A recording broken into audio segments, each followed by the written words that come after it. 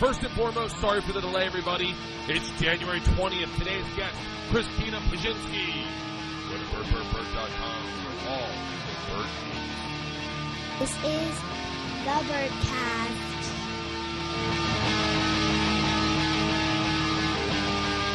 All right.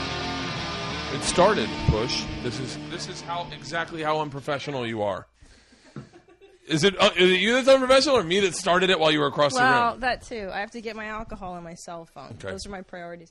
So we've got two games going on. This is not Tom always distracting. tweets me pictures of him and says that I look like him. Yeah, that's you. That's black football playing Bert. That does not look like me at all. Totally black Bert. Yeah. Who's it? Terrell Suggs? I think I know the guy's name. I don't know shit about football. What team? I don't even know what we're watching. Baltimore. What is this? It's Baltimore. I'm going to post this tonight. Oh, okay, good. Because I'm backlogged. This Why? podcast shit is fucking exhausting. It is. It's a commitment. It is a commitment. It's a commitment to fucking locking down like locking down friends to come to your house and fucking force them to drive into the valley. Oh, that's the worst part of it. Force them to park on the street and then force them to sit in my man cave and fucking talk to me for fucking an hour. I think having a dog jump on me is the scariest part. The dog's been the hardest part of this podcast. How much do you hate your dog now, or do you still like it? Oh, I love my dog. But here's the problem. I'm gonna fucking turn the TV off because I will look over your shoulder. It's so distracting, yeah. To look at Black Bert, to look at your black Watch self. this. Don't Hit the do power, and everything shuts down. Such a good room for you. It's such a great room. This is your essence. No, I love the dog. This is what's been frustrating about the dog is that it fucking loves Leanne like a million times more than it loves me. Oh, everybody does, of course. But the dog, and I just realized it's only because Leanne feeds it. That is not only why. The only fucking reason these animals love her is because she feeds all of them. The girls don't feed them, so they look to her like, you're my lifeline. Like if I... You don't think it's because she nurtured it from the time it was a pup? She did. I'm going to take my boots off. Go ahead. I hate having shoes on. She did. She suckled it and nurtured that thing. She's fucking so unhealthy with animals. She's so unhealthy. The dog gets up on the... If I let the dog in right now, she would stand up on this. Yeah. And she would stand up on the couch, and then she would get up on you and literally stand in your lap. And it's because the second she does that, Leanne goes, "Oh, this is my teacup bull mastiff," and Priscilla thinks it's cute. So you have a fucking 120-pound dog standing on human. It's like if Leanne goes, "Just let me climb on you real quick." Yeah, fucking ridiculous. Yeah. So the dog's horribly behaved. It's a shitty dog. Let's be honest. It's kind of shitty. The greatest thing about the dog is that the fucking second she scares the living shit of anyone that comes up to our front door because she sits on the couch and stares out the window all day long, and if she sees you, she just I mean, she barked one night and she woke the whole fucking house up because she heard something, and it was just our cat. You know what's so funny? It's so menacing. On the first podcast I did, I told a story to Tom that I had to edit the podcast because I'd never done a podcast before, and I thought like, I'll just put in, I'll edit the goodbye show. Now I'm just gonna fucking leave it in. There's no point to edit a fucking podcast. Don't edit your podcast. There's Can no I tell reason. you, because people really like the moments of chaos and fuck-uppery. I thought they wouldn't. I edited out Joey saying goodbye to everyone in the man cave because Joey left. Yeah. And he said goodbye to everyone. It took forever because you know Joey. And can you believe he's a dad? By the way, I can't believe he's a dad. I can't believe it via our phone conversations. What do you mean? You talk to him on the phone? Yeah, I talk to him every day. Oh, because he'll call Tommy every now and then, too. Oh, he calls me. I talk to Joey every single day. What do you guys talk about? But everything. Joey's he became a therapist to me. I started going to therapy. I remember I told you I went to therapy. Tell me everything. I started going to therapy because I was having, let's just say, broad stroke relationship issues with other people. And You said that. Okay. Broad stroke relationship issues with everybody. I was having a problem with boundaries and allowing people. Oh, I have that constantly. Yeah, with people. I was allowing people to take advantage of me in ways that I shouldn't have, and I should have stood up for my. Every day, all day. And me so too. I was like, yeah. And I was having issues with. This is all stuff, mind you. This is a conversation I had with Joey. So, people. I think sometimes people think Joey is not. I think they think he's deep, but they think he's like a roadside prophet. Like he just doesn't have any like a homeless person. Like he's just like that tough love, that Dr. Phil, but from the streets. Right. So, but I told Joey all this because he's my friend, and so I told him, I told him everything that I won't talk about on this. But and then I was also having problems with with identity, for my own identity, because I felt like I was spread in so many different places and I didn't really know who I was. And I went to like this therapist. It was like fucking $400 an hour. What? It was so expensive. Yo, you got to go to my lady. She's way cheaper than that. Yeah, this guy was awesome. And so I talked to the therapist, and he kind of told me, you know, what I needed to work on. And then I talked to Joey, and Joey goes, "Fuck your therapist, dog. I'll tell you what to do." Oh, no. So every day, this is when I was doing the cleanse too. Right when I was losing weight, every day I went and had coffee with Joey every morning. It was actually a green tea. And I would tell him what's going on. I'd be very candid about what my feelings were about everything that was going on. And he fucking literally was my therapist. Like, I mean, but it was just, Pete Correale once said this. He was just friends. It was just friends. And I got to talk to Joey Diaz more. Oh, he's the best. Your husband's pretty good too. I use Buns constantly. So do I. Do you think I married him? I abuse that dude. Yeah, he's the only calm person in my life who's really rational, has great advice. Awesome. He's a good person. And he'll listen to you. Yeah, I know. Like there's like he has a hard time cutting you off because I'll talk his fucking ear off about everything. I mean, like shit that I wouldn't tell anybody. I wouldn't even share. Call him and tell him all the time. And when that shit went down this week, I talked to you about it, and I called him like 3 times, and he never answers his fucking phone. He was in Baltimore. Yeah. In all fairness, like sleeping all day. He's in Baltimore right now. He's flying home from Baltimore right now. Oh, okay.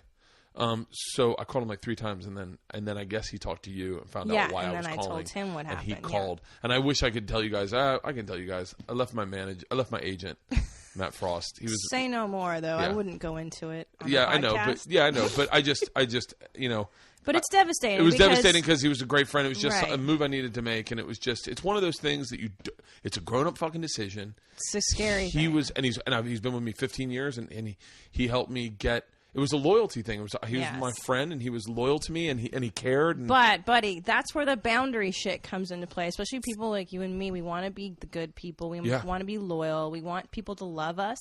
And I think we blur business and friendship. And that's the danger with managers and agents. It's like you want to believe that this person cares for you totally and will take care of all your needs. It's like the parent fantasy, you know. And I went, it sucked. We went through it with I know. Don't say his name. Okay. With someone mutual. It was terrible. It's the worst part of this fucking business is that you form these relationships with people that are probably unhealthy. Totally unhealthy. Totally unhealthy. I mean, totally wrong. Totally wrong. Totally. And then like people's livelihoods not depend. Like, trust me when I say Matt Frost is going to be completely fine. He's a fucking huge agent at one of the biggest agencies in the world. He makes a dickload of money. Right. He is fine, but he was my friend. But the business wise, I need to do it. I'm very happy that I did it. I'm very happy with where I went. Yeah. I can say where I am now, right? That's so weird to even say, but they listen to the podcast. So guys, I know you're listening. No. I know you're listening. I talked to them on the phone about it. I was like, I know what the right decision is. It's just very impossible to execute, you know? So it's like, but Judy. What? She's fucking awesome. She's amazing. She is a, like, I would want to say she's an aggressive. She just is a fucking gangster. Can I tell you what I had with her? This is so unhealthy. I talked about this in therapy because I have really bad mommy issues, as you know, and so does my wife. Right, so that's why we connected immediately, Leanne and I. But so I have real bad. I don't have a relationship with my mom. So I went to Judy's house for a Christmas get together. I don't know if you're invited to that. I was invited, but I was out of town. Yes. Whatever. I went. It was amazing. She's the best fucking. Judy is both our managers. Just so everyone's like, who the fuck's Judy? Yeah. Judy's our manager, and she is an amazing cook. An amazing cook. And not only that, we went to her home, and it was like the childhood I never had. You know, when you walk in, it was like Christmas tree, and there's a dog, and there's wreaths and lights, and I immediately... Old friends? She's got old friends. She's got friends that are like 70, which is, you're like, how the fuck do you know this person just asleep on the couch? Just fun. Yeah. Was Alan Chamberlain there? Of course. Alan and I toured on the road for like 2 years. Super nice, fun, normal, down to earth, and immediately the fantasy was, I want this woman to be my mom. I want her to adopt me. That's so unhealthy. It's so unhealthy. You know what's so funny is I used to think, I'm making sure I'm recording real quick. Oh my gosh, please say yes. Okay, yeah, I so wanted her to be my mom. Ugh. I had, I think I had father issues. Yeah. That's your comic issue, would you say, is your dad? I think every comic has some sort of parental. My dad never finds me funny. He never laughs at anything I say. I could tell him a joke. Like, he goes, he heard this joke I've been telling, and he goes, why do you even fucking talk like that? And I go, what do you mean? He goes, you gotta write. Listen, buddy, you gotta. He calls you buddy? If I'm telling you, when he dies, he's gonna die, and whenever I have business shit, I call him right away. I talk to him about it, and he always starts it off the same way, buddy. Here's what you got to do. That's how he starts everything off, buddy. And when he dies, and I go through something, and I'll be thinking about him, I guarantee you, I'll hear his voice in my head, buddy. Super easy. Listen, you need fucking. He just thinks I'm a mess. He's like, you need fucking insurance because you're gonna have a goddamn stroke, okay? And you're not gonna be able to speak, and no one's gonna want to see you drool on stage, and you're gonna need to support these girls, buddy. You need to get some disability insurance right now. Like, I'm telling you, like, right now. Then he's like. That's smart, though. But that's smart. My parents know nothing about nothing. Like, my dad is, they're foreigners. My dad has, like, a forklift business. Like, he doesn't know shit about, like, showbiz. Wait, things, your dad, my dad goes, buddy, here's what you got to do. Yeah. And then your dad is oh, Kristika. Kristika, come on. Oh, this fucking bullshit. He curses a lot. I saw him today. Kristika, yeah, that's my Hungarian. Kristika, yeah. Why wouldn't you just take that? What do you mean? That's so much better than Christina. Kristika is fucking a great name. Kristika. Speaking of names, I was at Captain Brian's, and I forget. Can we talk about Captain Brian's? Yes, but in a positive light, because I love Brian. I love Brian too. But like Captain Brian himself, we're talking about. Brian is fucking hilarious. I made fun of him on stage with his parents in the crowd. Yeah, his parents go to all the shows, or like 2 of the shows. And I said, because he talks to guys like we're in 8th grade. No. Like, there was a famous girl at my show, Leighton Meester. Meister, something. Huh? I don't know. I don't know her name. She's on Gossip Girls. Oh, okay. But she was at my show. And I found that out after the show. And then, of course, I didn't care. I had no care. I was ready to go home. Yeah. And someone says someone's famous at your show, and you get excited. Like, all of a sudden, I'm this shallow fuck who's never watched Gossip Girls a day in his life. Right. But then I'm going to go recognize her. Like, because they pointed her out. Georgia. I swear to God, they're going to fucking try to come in here. She's like swinging her racket. So I go over to her, and then I talk to her, and Brian sees it, and he goes, "What the fuck? Why the fuck would you do that?" Oh yeah, that's totally his voice. Yeah.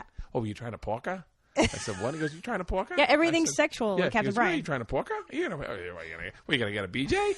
It's like fucking like fuck her or blowjob, not BJ and pork her. Right. And then I hung out with a bunch of lesbians, and he goes, "Oh, would you hang out with those lesbos?" Like, I love But Brian. He's a legit captain, and he has his literally captain's is. He had a very certificate. Baby, stop it. He has a certificate that says he's a captain of the sea. He was a very successful charter fisherman. Yeah. Has he told you his stories about what kind of fish to eat and what not to eat at restaurants? It'll horrify you. The best part, though, is the dude, I forget, I'm horrible with names, the guy who runs the sound booth. Goes, man, you got one of those tough names. You? Said, yeah, hold on. He goes, I go, yeah, and he goes, yeah, you, and there's another person that I could not pronounce her name, Christina Pazsitzky, and I went, you mean Christina Pazsitzky? And he goes, yeah, and I go, maybe you're, and so I go, yeah, it's pretty simple. When she says it, you just got to remember what it sounds like. And he goes, yeah. Swear to God, I'm sitting by the bar, and he goes, ladies and gentlemen, tonight your headliner, Bert Kreischer. I swear to God. The whole weekend he said Bert Kreischer. The Jewish and I was like, comedian. and I pulled him aside at the end of the weekend. I go, maybe you're dyslexic. Like, maybe it's you and not us. Yeah, maybe you're fucking maybe stupid. You can't read the names right. But, Brian, I love doing Captain Brian's. But I will tell you, some of the toughest shows I've had in a long time. You just juggle your nuts up there for an hour. It's so hard. It's New York. Is that how hard New York is? New York comedy. That's why the people that murder that fucking room are Rich Voss, Bobby Kelly. Right. Like, anyone that started New York destroys that room. Because it's New York's the same way. It's like people... I remember when I worked in New York, that's the poster of the Boston Comedy Club. I would bring in people off the streets that had fucking groceries in their hands. Oh. And they'd sit in the front row with groceries. I remember putting a dude's ice cream in the freezer so his ice cream didn't melt. And he sat with fucking groceries. I never forget one time there was this Puerto Rican couple, dude and his chick, and I go, listen, you may not want to, they go, comedy show? And I go, yeah, you may not want to go in there because there's smoking. And they were like, really? And I said, yeah, because she's pregnant. And this Puerto Rican guy looked like he got so excited. He goes, "Oh shit, this is on! This is gonna happen!" And she went, "What the fuck did you say? You said I'm pregnant? Let me tell you something, motherfucker!" And I was like, sorry. But I never forget the look on the Puerto Rican guy's face. He was like, "Oh shit!" Like he was in high school and someone yelled "fight." Like he was like, "Oh shit! He just said my bitch is pregnant." I don't know what accent I'm doing, by the way. But that's a harsh room because I had a woman come in pajamas and then she fell asleep 5 minutes into my set.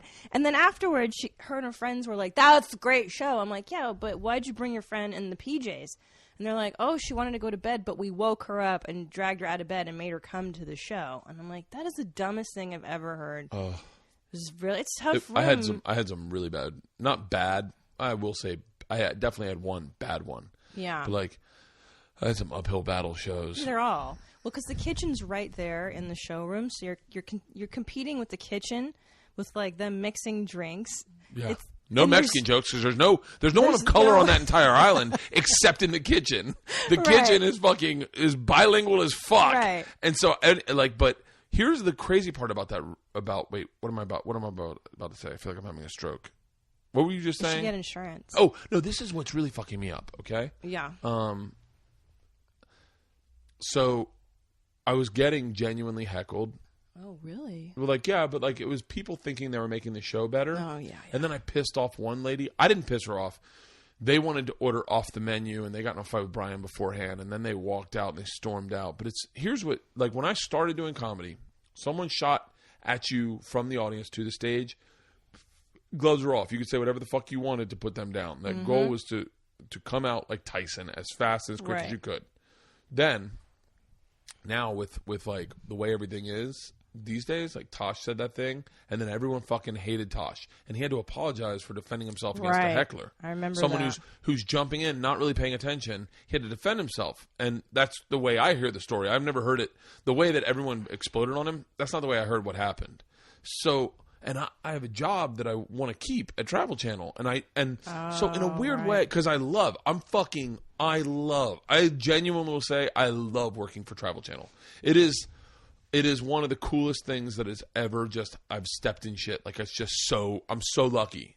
But, so like all of a sudden I get heckled and I fucking have the comeback in my head, but I'm scared to say it because I know it's across the line. And I know that it's going to get a groan, and I know I'm running the risk, but in my head, I'm like, fuck it.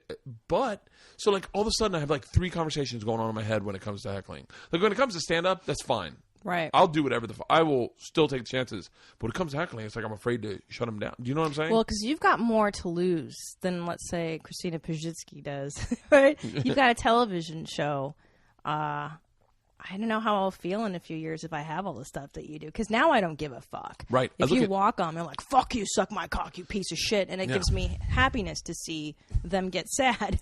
Right. If they started it, is what I'm saying. It gives me they joy. always start it. It gives me joy, yes. All they got to do is write a blog about it. And then just slant it their way. And then everyone's like, he did that. And it sucks. What's crazy is... That's terrifying. What? Wait, is that what happened to Tosh? I thought... Wait, wasn't some comic tweeting at a live? That was someone else. That was a long time ago. It was with 2 other comics. Okay. I won't say either of their names because I think both of them fucking don't like being involved in drama with other comics. But okay, yeah, got it. Okay. and like a fool, I fucking this is before I realized how powerful podcasts are. I went on fucking I think Rogan's or Death Squad's and just said my opinion. Oh, right. Okay. And then everyone got upset, and I was like, I still like everybody. I think everyone's still good people. This was just my opinion at that moment. Yeah. Like I don't have a judgment, but I didn't realize that the fucking Death Squad army was like, fuck that shit. We will kill. They will go after savages people. Is an understatement. Yeah. They are fucking naked, spear-wielding savages with blood pouring out of their face. Yes. They are fucking... I'm like, yeah. So I fear the Death Squad too. I fear their wrath. I fear them. I don't even write Death Squad in my hashtags because I'm terrified of them. I'm afraid they'll be like, that's right. Like, and just yeah. They're fucking. But then you meet them and they're like the most. Like Joe. Oh, the Death Squatters are amazing. Yeah. Any Rogan fans, Death Squad fans, anybody, they're awesome. They're the nicest people on the planet. They get comedy. They're fucking really open-minded. Like you'd think, and I know that everyone goes, oh, why would you think that? Well, you'd think like MMA, weed smoking. Right. They'd be like D-bags or whatever. But they're not. They're not like at the all. coolest fucking dudes. You know what? I heard this story. This is terrible. And I forget which comic this happened to. But, okay, here. Yeah, okay. Do you know the story? Okay. So somebody wrote him, this comic, a hate email. Like, you suck. You're not funny. You're a piece of shit. No. I forget who this was. Okay. I honestly don't remember. But I heard this story. And so the comic, instead of just ignoring the email, which is what you're supposed to do, which we've learned through therapy, right? The guy writes back. He's like, fuck you, I'm not funny. What do you mean? I have a special on Comedy Central. I have X, Y, and Z, and like enlisted all of his credits. So this crazy person makes like a website dedicated to hating this particular comedian. Do you know this comedian's name? And I can't remember. I could figure it out. I'll find out. Yeah, find out because now I'm fucking dying to know. It's so cray. So anyway, basically it's not taken down, and the guy's going through litigation or whatever to try to get this site taken down, and has lost work because he'll go and like if you Google this person's name, this hateful shit comes up. Shut up. And so just be careful. Fucking, I don't respond to anybody. No, don't ever. Yeah, I've never responded to anyone. I've wanted to. Yeah, I get like things said to me, and I just want to clear the air and go, well, this is what really happened. I appreciate that you're concerned for my, but I don't say a fucking word. I've never said a word, and I've never said a word to a fault. Like I keep you let it go. Yeah. I just and because it does go away. Like the little compulsion you feel to fucking fire back goes away, but. It's not right when you read it. No. Wait, can I tell you? But that's the boundary thing too. That's. Can I tell you to cattail that? Yeah. This is my favorite. I'm gonna ruin the story. So like, don't whatever I tell you. It's the truth. But remember, I'm drinking and this happened a while ago. This is one of my favorite fucking responses to someone. Doug Stanhope gets an email.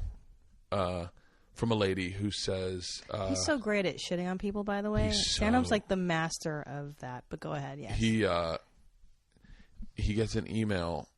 I know him very scarcely, like, but I know him because I've gone back and forth with him on emails just when I was going through a tough time. I emailed him and we kind of connected or talked or whatever. And I know him from it doesn't matter. He gets an email from a woman and like, I'm going to say Iowa. I don't know what fucking city it was. I'm going to say Iowa. Dear Mr. Stanhope, I attended your show on late Saturday, and I will say that I was beyond offended. The material you presented was not only horrific, visual, and disturbing, but you need help. Your jokes about 9/11 were, in my opinion, way too soon, way off par, and like just fucking goes through. Abortion is not a funny... in any sense of the word. Like, you should never joke about aborting your, like, this, for the fucking, like, 2 pages of notes on his act. Doug Stanhope replies, Dear ma'am, in Iowa, I couldn't agree with you more. When I got the script for that night's show from the club manager, I was appalled at the material. However, being a dutiful comic, I did my job and read the script they gave me to perform. That's great. Please take this complaint to the manager and tell him that his joke about abortion is horrific. Please take note to the manager. Call the people that own the club. Call your local civic. Say this club is presenting. I mean, it was so fucking genius. She replies, oh, I knew it couldn't have been you. Are you fucking kidding me?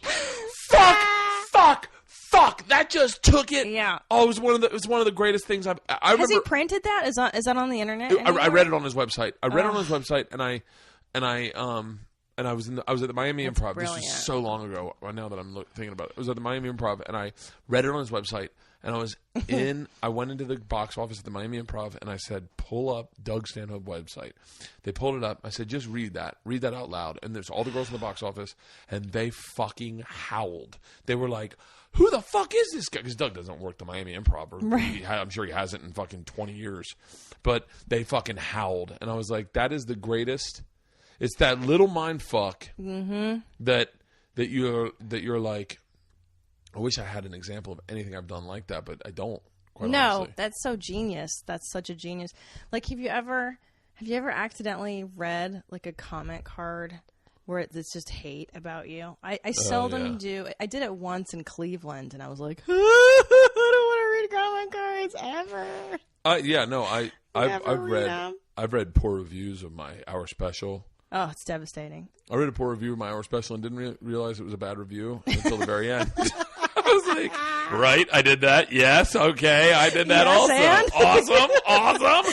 Wait, I'm stupid. This is an example of why America's number 7? What? Huh? I stopped caring. Let me rephrase that. I genuinely stopped caring about them. I started retweeting everything positive, and then all of a sudden they just kind of disappeared. Yes, I don't retweet. I don't address anything negative on Twitter. Yeah. I don't feed it. It's those idiots that fucking validate someone who fires off at them, and then you go, it's just a troll. Yeah, it is. It's just some guy trying to get a response. And like, if you reply back, and I mean, my big thing now is I'm obsessed. I'm obsessed with going on Facebook and going through the news feed and finding the lamest activity that someone's doing. Fucking wish I had saved this. Oh, okay. No one's ever going to find it, but I'll tell you exactly what it is. So the lamest thing. Yeah. And then reading everything they have. Oh, everything it's the best. they've done. I think it's my cousin Shadi because she has stuff like super excited going to the Olive Garden. The new Forever 21 is awesome. Yes. And you're like, what? Oh, it's so great. There was a guy on my timeline, and his thing said, off to duet practice. And I was like, fuck. I'm reading everything he's got. I go to his page, and the next one's like, it's something about Hitler, and if you take away our guns, you're being Hitler. And I was like, fuck, I love this guy. Then I start going to his pictures, okay? I don't want to get too specific because God forbid this guy loves this because he is a fan of mine. Oh no, okay. But it's God damn it, I have to. Man, I'm sorry if you listen to this podcast. I'm so sorry. I don't know his name, but I'm going to tell you. He's going to know it's him when I tell you what was on his timeline. All right, do it. So the next one is, you know the song I'm Sexy and I Know It? Yeah. Well, he goes, if you're a dad, you're going to LOL at this hardcore. So I read it, and it's clearly some young comic who's doing a song. I'm a daddy, and I don't right. And he's like, I wipe the diapers, clean the walls, clean the things, and run the balls. I'm a daddy. I can't watch football. I'm a daddy, and I know it. And I was like watching a train wreck. And then I'm like fucking going through, and his profile picture is like you know how they have big profile and then baby profile pictures? Yeah. Profile pictures, him and the kids, beautiful setting. It's a gorgeous picture. Him, his wife, and his 2 kids. Their other ones, the kids are upside down. Like, what? Wacky dad. I fucking was obsessed. I wish, I hope to God that friend thing, like, who looked at your Facebook, doesn't work, because I spent an hour and a half on his. Can I please read you my own cousin Shadi's Facebook? Please. Which is like my favorite, because they're so... Is she immigrant? Yeah, she was not born here, but now she lives in California. Okay. So, multiple G's. So full. Belated birthday dinner with my family at Buca di Beppo's. Freaks me out. Anyone see this movie, Contagion? And then... Wait, when did she post this? 2006? When that movie came out? When Gwyneth Paltrow was acting? Before she had fucking kids? This is fun, too. So, how seriously should we be taking this flu emergency? It's all I've heard on the news today. New York, there's a public health emergency. It's saying it's a national public outbreak! Wait, speaking of Contagion... Why did they never? It's cold this morning. Sorry. Have you ever seen Contagion? I vaguely recall it. Yeah, Gwyneth was in it, and she's fine. But here's the thing: boring, yeah. For anyone that's recently watched this in a hotel last week, Matt Damon, Gwyneth Paltrow have 2 kids. Mm-hmm. The youngest kid, the one that dies, like right after Gwyneth Paltrow dies, and then the youngest one dies. Was not Matt Damon's kid. That's why he doesn't give a shit about it. Right, and that's why they did that, so that you don't have to care. Yeah. What a fucking cheat is that as a writer? You don't care about your stepkids. That's the point. Yeah. Matt Damon's cool with it. Wait, but I just saw that Jodie Foster movie. Okay, this is a bad theory. This is so racist. I don't care. It's okay. There's that Jodie Foster movie. I'll protect you so that you don't sound racist. Okay. I'm well versed in corporate America that I will go, no, you don't really think that. I know what you're saying. We have to circle back, right? Yeah, I'm terrified of sounding racist. Of course. I'm terrified. Because, but I don't mean this. Okay, like, first of all, let me preface this by saying my stepfamily is Indian, okay? So I can fucking say this shit. Oh, you can't be racist about Indian people. No, they're awesome. Nobody hates Indians. Yeah, no. They're the brand new sexy. Yes, they're very hip right now. Indian women. I'm so attracted to Indian women. Well, like that Miss Universe one, like, and the one that does porn. Wait, are those two different people? I think you're thinking of Who did the Russell autistic Peters girl. go? Oh, wait. That's the autistic girl's Miss Universe, right? I don't remember. There's like a super beautiful one. I just heard an interview on CNN, and they're like, this woman is autistic. Oh, she's going out for Miss America. Miss America. She's autistic. I thought they were all autistic. Miss America. Wait. That is not funny. I do not find that hilarious, but that I understand. Yes, we're not making fun of autistic people at all by any stretch of means. I have a lot of friends with autistic kids. Well, yeah, we're all borderline Asperger's. I think they think Isla's autistic now. I swear to God. Serious? Yeah, well, she's definitely dyslexic. Yeah, she's cute. Thank God. Yeah, she's pretty. She'll Thank be fine God. in life. I mean, she is not smart at all. Wait, but can I tell you my story? Yeah, please. So I'm watching the Jodie Foster movie, which is the one where she becomes a vigilante. And she finds her dog. It's all about the search for her dog. And she kills people in New York City. Yeah. I forget the name. It's not that great. But anyway, they made her fiance Indian and like not attractive and like a no-name actor. And I think it's so that you don't feel as bad when he's murdered brutally in the beginning of the movie. That's not racist at all. That's accurate. Let me tell you something. When you're Thank you for saving that. No, yeah. I don't think that's... Because I felt racist. I was like, oh, do we not care because he's not like a white... But don't think that they haven't thought about that. Right. If you're making a movie... Yeah. Like, I will distinctly tell you that... I don't know the right way to say this, but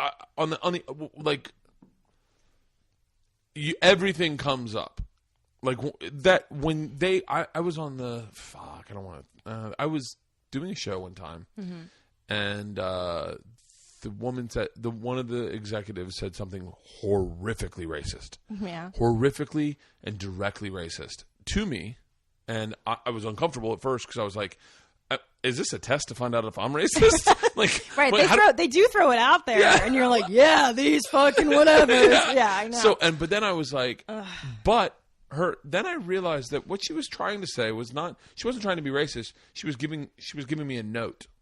I wish I could go into greater detail, but I can't. I want to work for the woman again one time. So, but it was really kind of fucking fascinating. So I was like, I'll tell you off camera or off podcast. I'll tell you. But that is their job because you got to understand. Like they're making something. They're making a product that they've got to explain to the consumer real quick in a matter of seconds. They got to read your emotions. They got to read everything into it. Right. Like.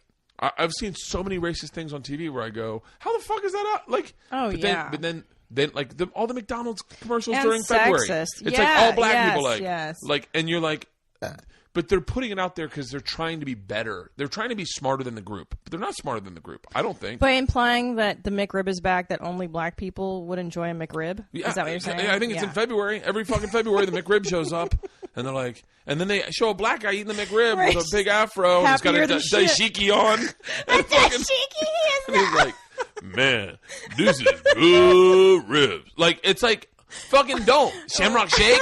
I guess that wouldn't make sense. Yeah, but like I don't know. I always try to. Funny. I don't know. Like I stopped talking. I used to talk about race a lot on stage. I stopped talking about it. So did I. Stop talking about it. First of all, I don't like care it's not enough. Our place. I feel like we, as a white privilege, you and I are pretty awesomely privileged in many regards in society. Yeah. You more than me. You're a white male. It doesn't get any better than being a white guy. It's pretty sweet. A white woman. I think it goes. Okay, let's do the races in order of priority. White guy on top. No, well, okay. If you're talking about, cakewalk? We're not talking power about in society. Like on like who has it the easiest? Yes. White guys have it definitely the easiest. Okay, now because all white men run all big business, corporations, Absolutely. And I've heard Chris Rock say this one time, and I thought this was absolutely fascinating. He said when I went and met with Lauren Michael the first time, I really felt out of. I'm paraphrasing. This isn't what he said, but this is kind of what I heard. I felt uncomfortable, and then I noticed that like Mike Myers and Adam Sandler and all these guys, they had a shorthand with them because they were white also. The same way Chris Rock might have a shorthand with other black Warren Sapp. Right, Warren Sapp played football for the Bucks, but they'd have a shorthand that they could communicate real quick. So they have all the same set of life experiences. Right. So being that all these white men run all these big businesses, and they had roughly the same life I had. I'm never gonna say I had it hard, but like going to country clubs and going to cotillion and going to private schools and going to college, joining a fraternity, dating only white chicks, like. That's all these dudes that run all these corporations. So when I sit down in a room, I don't really I'm not nervous. Definitely, I don't feel like they're above me. I feel like I'm equals with them, even though they are. And so my shorthand with them is so quick that I don't really. It's not because you're privileged white male and you're speaking your own language. But with me in a room full of white corporate males, there is a weird dynamic because they don't know how to be with me because I'm a woman, but I'm not fuckable because they're not there to fuck me. I'm married and I'm a comedian, so now it's like even weirder. I'm gonna put white women below white men. Interesting, because here's the thing, though. You think black men are above white women? Yes. And I'll tell you why I almost agree with that. Is I don't think it's really that fair. Still, I think it's still white dudes all running everything. But I will say that there is a power that a black man has over a white man that is unspoken, kind of unwritten, but they can get a white guy to do shit that a white guy wouldn't normally do because white guys are so terrified of being racist. So that's interesting. So I don't know, just like I watch sometimes. Wait, and black culture has permeated a lot. Black of culture white is the number one culture out there cool. right now. Yeah, it is the standard for cool. Absolutely. So. And now everyone that's getting upset that we're pontificating about race, I apologize. Just fast forward a little bit. But this fascinated me for the longest time. I will say below. So you're going to say white men, black men. Yes. I think all black men would still disagree and say white women are probably above them. This is totally, by the way, for cakewalks, for easy ride. Right. And Bert Kreischer and I have no basis for this. We have not done any research other than sitting on his couch and drinking wine. So just so you know, this is just my dumb observation. Now that I say this, I have a black man who's my boss at Travel Channel. So then there you go. I'm going to go white male, black male, just because of the president. And I think the male shit covers. Males connect quicker than females. Absolutely, because the power is with the men. Hold on. It's tough for men to relinquish. Are we taking Asians out of this game? In America? Well, I'm just going by like American stuff. Because no, Asians are in the game. Yeah, because I'd throw white men, black men, Asian men. And then a woman. What? Well, everyone hired. I'm just saying, like, if you want your shit done right, you bring an Asian into the fucking mix. Oh my God, you're racist and sexist. No, I'm just saying that I think that like this is too hard of a game because there's too many fucking races. There's too many races. Yeah. You're right. Asians are there, but I think that Asian men are often looked at as not powerful. I will say that. I will say they're seen as smart. Yes. But sexless and not powerful. They're not. This medium that we're dealing with right now is probably created by Asian men. Absolutely. Podcasting was anything. Absolutely. Like I hope that doesn't sound racist that I'm saying Asians are smart. God damn it. You're so fucking scared to sound racist these days. You can't have an open, honest conversation about, not even hateful. Like, we're not even saying, like, which one's the least fuckable. No. We're saying, like, which, in cakewalks of rides. I don't know. Let's change subjects. Okay, let's do that, Let's go. Let's talk. And Hispanics. We didn't even cover, like, Hispanic people. I have such a fucking theory on that. I can't even get into it. I fucking can't even get into it. I can't. I literally, and I apologize, and only because I haven't fleshed it out. Same. It'll come up on stage one day, but I do have a theory about something, and I just to half cock it on a podcast is not fair. Not fair to anybody because God forbid anyone gets offended. And I apologize if anyone's offended about that. Fine, I sound like a fucking sniveling bitch. Sorry, don't mean to sound sexist. See, now you're sexist again. But look, the point is, here's the point, is that we all come from subjective backgrounds, and we all have different experiences of the world. You can't fault somebody for not knowing everything about everyone's fucking experiences. Yeah. You know what I'm saying? Now, do you find it easier to get a job in Hollywood as a white woman?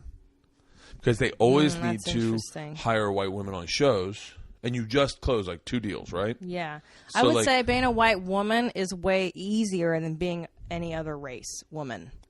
But here's the problem with being a female is that they only call me in when they're like, we need a vagina on this project, as opposed to we would like somebody who's qualified. It's always like, we need a token broad around here. Well, who doesn't suck bad enough? Well, Christina doesn't suck bad enough. Like, it's always that crazy way. So I'm always like brought in when there needs to be a female. Really? Uh-huh. See, being a white man in Hollywood's fairly easy. Yeah, it's rad. You guys are super easy. But the downside is that there's more of you. I think being so a black to get dude in noticed, Hollywood is very difficult. That's the toughest, I think. Yeah, being a black, I think, because you're competing. I mean, the scripts are all written by white men predominantly. Yeah. The studios are greenlighting shit are white men, and I think that when they do write a black character, it's one type of black character. It's either Chris Tucker, Martin Lawrence, Dave Chappelle, like Chris Rock. It's not. They're not. It's sad that when you see the jump the broom or jump the stick. Yeah, I kind of like those movies. Like I like them too. Belly's one of my favorite fucking movies. Yeah, I've ever like seen. Tyler. I love Tyler Perry movies. I like them all. I watch them all. Hold on. There's two things I'm dying to fucking talk to you about. Oh yeah, okay. I called him. I was like, oh, I'd love for you to come over. And then I was like, wonder if we're just gonna fucking sit and bullshit. But then I was like, I actually have questions. You know what's so funny is that we sound like two 7th grade girls. I was just thinking, whoever listens to this is gonna hate us because we bounce around. Oh yeah, we're definitely all over the map. Yeah. So I hope you guys don't like the editing because it's not definitely happening here. How did you get on Road Rules? I knew you were going to ask me about Road Rules. I'm you fucking love obsessed with that show. What? Okay. Fucking obsessed. I'll tell you Tom's stock increased so much. I'll never forget it.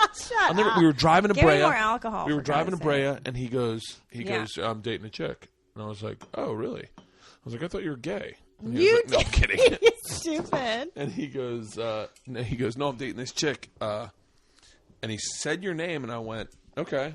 And he goes, yeah. And I was like, cool. So we talked like the next. Here, wait. You talk. You open the wine. I'll open the wine. Okay. You talk. Yeah. So he says she's a comic and she's really funny and I really like her and I'm like, oh, that's cool. So then I don't really think anything of it. We at the time we were working in Brea like every. This is back when he was a feature, right? When Tom. Oh, he still kind of is a feature a little bit. The. No, I think we were both features at that time. Like, yeah, it was. I don't remember a time when you were a feature act. I feel like I was. I mean, I know you were. Yeah, never mind. I was a feature act at one time, and so we're driving back and forth from Brea like a lot. We used to do Tuesday shows in Brea. Are you gonna get that out? There we go. We used to do Tuesday shows in Brea because Dan was running Brea, and Dan just loved. Dan had good taste in comedy. Dan and Frank did too, and they would bring us in as much as possible.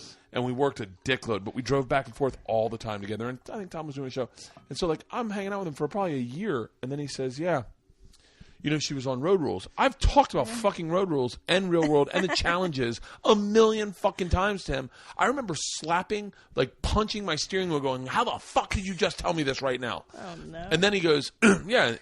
She was on this when they went to whatever in the Caribbean or Australia or wherever. You were with Peggy, and I was like, "Fucking, I know exactly what you're talking about. You dating her?" He was like, "Yeah." I was like, "Shut the fuck up." Yeah. And then I think when we met, I think I couldn't. We met in Hawaii. Yeah, we did that Pearl Harbor gig. Yeah. You and Tommy were doing July 4th there. Yeah. And and Road Rules. I wish we had a racist producer on that one. I know. Poor Russell Peters, man. I know. I mean, we go. And he's so good. He's fucking amazing, and he's the nicest guy in the world. He just happens to be brown, and we're at war with brown people, and we went to go shoot guns. Do you remember? Russell goes, I don't feel like going. We're like, oh, you're gonna miss out. We get there, the first words out of the guy's mouth: if it's brown and it moves, kill it. And I was like, ooh, good thing Russell didn't show up with his brother Clayton. They would not have enjoyed that line. And then I'm like, oh wait, we're putting him on stage from a bunch of guys that just got trained. If it's brown and it moves, kill it. And so conservative. Remember, there was language requirements and shit. Yeah, and that's when you shaved Tommy's titties. Remember? It's the funniest. I've never to this day. That's watching that. I laugh exactly that hard. I know. So how did you get on Road Rules? So I'll tell you a story. So I was living in San Francisco. I was in college. I was broke. And I just come back from studying abroad for a year, right? And I was living in literally a closet because I was so poor. And I saw a flyer in the cafeteria that was like, come try out for the Real World and Road Rules. And I was like, I want to do that because I want to travel again. That so doesn't seem like you, by the way. Not at all, right? Like, you really don't seem like someone that would ever do that. Knowing you now, how I know you, I'm like, really? Okay. I know, but I wanted to get the fuck out of the closet that I was living in, and I wanted to see the world, and I was a fucking poor student. So I just went to the casting call, like an open call, and then, you know what the process is. They keep calling you back, and then this is the one thing I did that I'm so embarrassed about. But so they have a psychologist break you down, basically, and they write like a Bible on you. It's called the show Bible, about your psychological makeup. And that's how they cast you. So Piggy, for instance, was the lunatic, shit mixer. So they predicted she would start fights. And then, shut up. Yeah, and then they Susie. Fucking they get like an FBI profiler in there. That no, goes, it's not. Like, but that kind of person, but that kind of person that goes, this guy, they have this guy's gay. Yes, it's going to be an underlying tone. Yes. He's going to come out. I can guarantee. Absolutely. It. Shut the fuck up. So they have a psychologist come in, and his name was David, by the way. Seattle. Did you know that I made out with that guy? You made out with that guy? He's the one that slapped the girl in the face. Yeah. Yeah, he's no. David was a black guy. Yeah. Who slapped the girl in the face. Sorry, I made out with the guy that knocked his tooth out. I don't think he did that. Wait, the guy that was Boston and fell in love with the producer, and he was like, "This is so real. If they want realness, this is the realest thing they could get." And do you want to know the weird thing? That girl is the one that brought me on the show. She championed me. So she cast me, Kira. Just for the record, if you're any real world road rules person listening to this and you want to be on this podcast, it's a green light, okay? Fucking hit me up on Twitter. I will bring you in. Fucking. So I kind of sensed that was happening because they ask you really deep questions about your family, your background, and how does this make you feel? So anyway, it's the last interview, and this is so fucked up, by the way. They give you a contract that's about an inch thick, and you're at the offices of Bunim Murray, and they're like, sign these. And they're like, well, can I have an attorney look at it? And they're like, well, I mean, your interview's in an hour, so you better, sign this before your final interview. Otherwise, you can't get on the show. So I realized they kind of fucked you. They kind of bamboozle you a little bit because you're 20 and you just want to be on the show. So anyway, I go in there, and the psychologist is there. And she's asking me all these really sad questions about my shitty family life and my background. And I'm like, oh, they want me to cry. Oh, and I knew they wanted me to cry. Shut up. So I was like, okay. So she comes out, and then another person comes in and starts like interrogating me. Like, how did it make you feel? Is this on camera? This is part of it's on the casting special. So if you watch the casting special for my season, there's a part where I talk about like my sister who was on drugs and this and that. And that's right before I cry. I forced myself to cry because I knew I had to cry to get on the show. Fucking funny how your brain. I'm such an asshole. That ultimately all reality television is that way because when I did Last Comic Standing 2, you did that? Yeah, I did the audition. I got to the next level. I talked to Heffron about it on this podcast. Shut your mouth. I got to the next level, and then I got to the semifinals, and then but you do your interview, and you can almost feel the way they're directing you, and they're like, So you're recently married? And I'm like, yeah. And they're like, your wife's pregnant? And I'm like, yeah. And then they're silent, and you're like, and I really need this because I got a kid on the way. Like, I mean, this is really big to me. This would mean because then you start pre-thinking what the people watching it are going to want. Right, your to package. See. I'm packaging myself for them. I'm like, I'm just a lonely kid. I'm a hardworking guy. I mean, look at me. I look like every other American. Tim Allen, maybe, right? Ellen? But you start pre-packaging yourself. So then you get on. Do they call you and tell you, how did you find out you were on it? So I kind of pre-packaged myself too, because I was like, I'm a philosophy student. Yes. Oh, and I was I'm brooding. I got those Eastern European features. So dark, and I was chain smoking, and I had this troubled boyfriend. My love life is troubled, and this and that. My family life is troubled. I'd love to read the bio package of the guy that had the tiger tattooed on his chest. That's Chadwick. Do you know, I just saw him in my neighborhood. He lives in my neighborhood now. Shut up. I know, and I haven't spoke. He doesn't like me because one time on the show, they didn't show this, but one time I was talking shit about him to Susie and Piggy because he wanted to be an actor, and I was such a dick. I was like, I was so mean. I was like, Chadwick's too short and he's not good, and I was clearly you didn't know anything about fucking Hollywood. Fucking every actor is short as shit. I know. And I just was talking shit about him, and he fucking heard me. And I'll never forget this. This is the one time I felt really bad about talking shit about somebody. And he came up behind me, and he's like, Christina, I was in the bathroom, and I could hear every word you said. And ever since then, we were not friends. And he has hated me. No, he has hated me since 1998 or whatever. Anyway, I think he lives in my neighborhood because I saw him coming out of Trader Joe's. And I was like, oh, no, dude, he lives in my fucking neighborhood. I'm going to have to see him now. So wait. Okay, so how do you find out that you get on? Okay, so what they do is they send camera crews out to follow you throughout your casting, pretty much. Uh-huh. So, like, I had to go to a Hungarian restaurant with my mom and my stepdad. Oh, my God. And the camera crew. And my mother. I'm fucking cringing for you right now. It's the worst. And my mom is not camera. Obviously, your parents are not camera savvy, so they just shut down. Like, they were just like, oh, I don't know what to say. What do you want me to say? I don't understand. This is what the fuck is this? And it was just terrible. But they followed me, and I lived in San Francisco at the time, and they came over, and the roommates and I were sitting around chain smoking and getting drunk. And then I get the phone call from casting. And they're there. And the camera crew's there filming all of that as part of your package to introduce you. And then it's like, they tell you get the show. And then I was like, oh, my God, I got it. And then all my roommates are like, yay. And then we all high five. And it's the beginning of this, like, great adventure. So now, okay. Yeah. No, and it was a great adventure. I will say that I'm proud of my time on Road Rules because this is before Mary Ellis Bunham died. And do you know, it's Bunham and Murray, the company. Yeah, I took a job with them just because I was obsessed with the fucking shows. You should have tried out. Why didn't you try out? It didn't seem achievable to us when we were in college. Like, it just didn't seem like something you could ever do.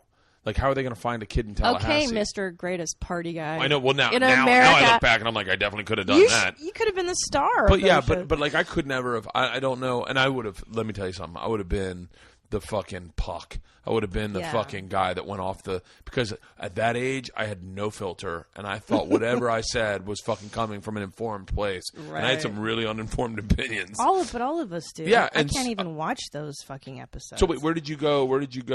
Oh, no, Mary Ellis Burnham. Okay, so the point of the story is my theory is the reason the shows I think have gone downhill casting. I can't watch them now. I'm also 40. Well, well, that too, yeah. Yeah. But the castings, they're all just superficial, hot dopes who hook up on the first minute being in the house. Well, there was an experiment. A social experiment going on. I remember hearing one of the dudes saying, one of the guys, Murray. Yeah, so it's Mary Ellis Bunham and John Murray. John Murray. I remember John Murray saying, I am weaving a tapestry of humanity for society to look at. And I was like, I don't think so. I don't think that's what it is. But now that I look back, I can see the nobility of what he was trying to do. Well, he was trying to make money, number one. But at the same time, he was like, now the casting's like, she's hot, she's hot, she's hot, Asian, she's hot black, he's hot black, he's hot Asian. All right, we'll get them all there. But so Can you guys get on a cycle of steroids real quick? Because everyone's fucking shredded on that show now. I mean, when I was on there, I was... Not that I've ever watched it recently. It wasn't like that. But my theory is because Mary Ellis was this wonderful woman who came from a soap opera background. Mm-hmm. And so she really had a knack for picking people that had wonderfully complicated personalities and backstories. Man, she really did, because I'll tell you what, I probably watched up into Las Vegas. That's my theory, that's when the show turned, and she passed away right before that. And then John Murray cast everything since, and I think his touch brought something different. I will definitely question his casting, because he cast me once, and I was like, wrong guy. What did you do? I did a fucking. I should definitely have Theo and Brett Ernst on to talk about this. It was me, Theo, and Brett Ernst. Theo Vaughn. Yes, who I know. Who I literally. Do you have any idea how hard it was? I did a show with him and Amy Schumer and Donnell Rollins and Red Grant and Kyle Cease on Comedy Central called, I'm leaving people out I know, but called Reality Bites Back. Oh, I remember that. Yeah, it was one of the funniest things I've ever done in my entire life, was my exit from that show, where I got naked, did a backspin, and dry humped Michael Ian Black. So, you can't find it online. I know I have it on one of my computers. I just don't know where it is. So, but he's on the set, and I don't know him. I've never met him, but I watched all the fucking episodes. And I had to bite my tongue until the moment where I got drunk around him one night. We're in a house, and I was like, so, Theo, I'm a big fan of yours. And he was like, well, I'm a big fan of yours. And I was like, for what? And he's like, your stand-up. I go, oh my God, what? I was like, I literally told him, I said that I fucking love this. I'm so sorry that I'm pouring out about Real Road Rules, but I was obsessed. Well, so was I before. I was honestly because I got to meet the Real Worlders the first few seasons, and I nerded out hard on like Norm. Remember Gay Norm, the first gay person on TV? Yeah. And Puck was on one of the challenges I did. I nerded out meeting Puck, so... I nerded out meeting Puck, too. Okay? Yeah, okay, like, Puck came to one of my shows one night, and I was like, fucking Puck? Yeah. And he was like, hey, man, I run a dispensary now. If you want to get high. He's crazier than cat shit. He's fucking... But I was like, I'll get weird with that guy. Yeah. Like, but I met Kit. Uh-huh. Kit yeah. interviewed me for American Journal right after I became the number one party animal. I mean, it was the biggest fucking shit. She comes down, I'm number one party animal, and they start sending film crews to meet me. And she comes down, and everyone's like, it's fucking Kit. Aww. She hooked up with Scott, or whatever that guy's name is, who's an SAE at Florida. But now, so that's all I'm going to do about road rules, because here's the most fascinating thing. Yeah. The vast majority of those people fail in every aspect of their life. I know. I don't know that. Let me rephrase that. The vast majority of those people fail in the entertainment business. Yeah, I would rephrase that, because not everybody from those shows wanted to go. And actually, the people from my cast ended up living pretty great lives. Really? Yeah. What's Piggy doing? Okay. I was going to say all except. Because oh, we saw that coming. When she jumped off that waterfall, let me tell you something. Is that not, I act like I fucking just watched it yesterday. Oh, my God. I was obsessed. I barely remember that, and I did it. I can't help it. What other shit do you remember? Because I don't even remember that shit. I remember, wasn't there like a Puerto Rican kid on your thing? I made out with a Puerto Rican Didn't he get kicked off for hitting someone? No, Oscar. Okay, so I made out with Oscar after the camera stopped rolling. I was smart, because I was like, I'm going to fucking hook up with this Puerto Rican kid. But I waited until the last day of shooting at the rap party, and then I was like, let's hook up. So Oscar was on the cast before me, like Islands. And he had like a weak goatee. Yeah, oh my God. He was so gross. Yeah, thumb He hurt rings. his foot on the boat. God damn it. How do I fucking remember this? I'm embarrassed for myself right now. I'm embarrassed for you. I can't help it. I don't even know. I hooked up with him. I didn't even watch the season. I'm dying for the day that Susie comes in town and you guys invite me over and I get to meet Susie. I just texted with her today. She's coming to D.C. to hang out with me when I do the D.C. improv. Susie, just for the record, you have an open invite to my DC improv shows, and my shows are fucking completely sold out pre-sale. I hate you. I will fucking definitely find a two-top if you can bring Oscar. You know what? She probably would interview you, because she has a podcast now. What's she do? She just interviews people, like famous people. So wait, let's go back. Okay, so everyone fails. So except for much, you, in the entertainment business, Kit blew the fuck up. She did great. Let's just What did she do? Well, Kit, I love you. I haven't talked to you in fucking 20 years. You probably don't remember who I am even. But to be fair, she married the guy who runs ESPN. Oh wow! And so she works on ESPN. So it's not like she trailblazed. She got on cold pizza, and her husband runs ESPN and always has. Don't you? So, I always admire people that marry well. Like I married for love. So poorly. I'm married for fucking love. So did I. And I'm like, I love Tommy more than anything, but I'm like, why couldn't I fall in love with an executive at like Comedy Central or HBO? Yeah, I think of that. You hear the stories of people who start dating executives and blow the fuck up, and you're like, why the fuck? Like, I mean, it's very common, and I think she's talked about it, and I'll say it out loud. I don't know the woman, but like everyone said that Chelsea dated that dude, and that's why she got so many opportunities. Yes. I don't give a fuck. You still gotta fuck them. You still gotta have their dick inside of you. Like, you can't. There's no amount of money that is gonna get me to fuck someone. To live with someone for like 4. She dated the dude for like 4 years, right? I know. But he was a good-looking dude, so I could probably stomach. I don't know, why am I talking about fucking a dude? But I'm saying like I couldn't go gay for a TV show. I'd go gay for. You want to go gay for a really? What about a network show? Like the Bert Kreischer. Give me the dude before you fucking throw this out there. Okay. Who's on 60 Minutes still? Like, which one of the living? Anderson Cooper. He's not on 60 Minutes. Yeah, he is. He's on 60 Minutes. Of course. Well, the whole cast. Who do you think is doing news these days? Anderson Cooper's like the only one really interested in doing news. Him and the fucking the guy that. Who's the guy that looks like a bulldog and he's got like droopy dog, red eyes? He's dead. Andy Rooney? No, he's still on there. We just watched him. He's dead. No, he's dead. Andy, you saw a rerun. It was probably on the History Channel. It's Andy Rooney and he's dead. You have to blow Andy Rooney for a year and let him butt fuck you. But you get the #1 sitcom. It goes into syndication and you make like millions, like Whitney Cummings fuck you money. Wait, Whitney, how much money is Whitney She's making a lot right now with Two Broke Girls and her sitcom. Yeah, shit, she's doing real well. You know what? I always mix her up with other people. Like when it comes to success, I always think she's someone else. Like I always think I know Whitney very well, but I don't think of her.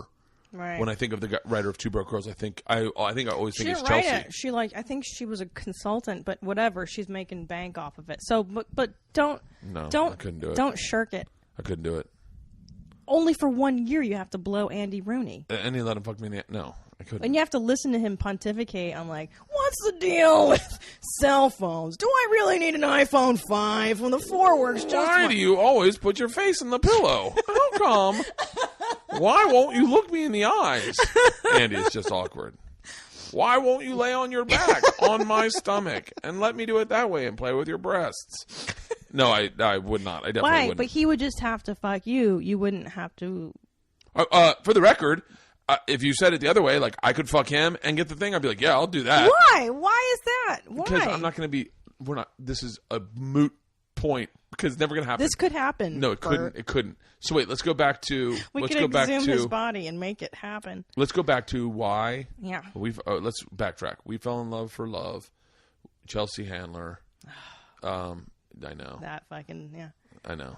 Well, we can talk about that. Talk about that. But I want to talk about right now.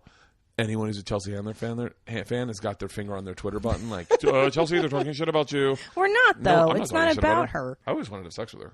She's gorgeous. I think she's really pretty. I think she's funny too. And I think that she serves a great purpose for girls that age. You know what I'm saying? She kind of took the word like she took the slut shaming out of society. Like, you know what I mean? Instead of being she really did. That's really a neat way to put that. Is she did a neat way. Well, I never looked at it that way. I really didn't look at it that way. But that's what she's doing, is subverting that whole thing of like, fuck you, I'm not a whore. I just do this. This is normal for me.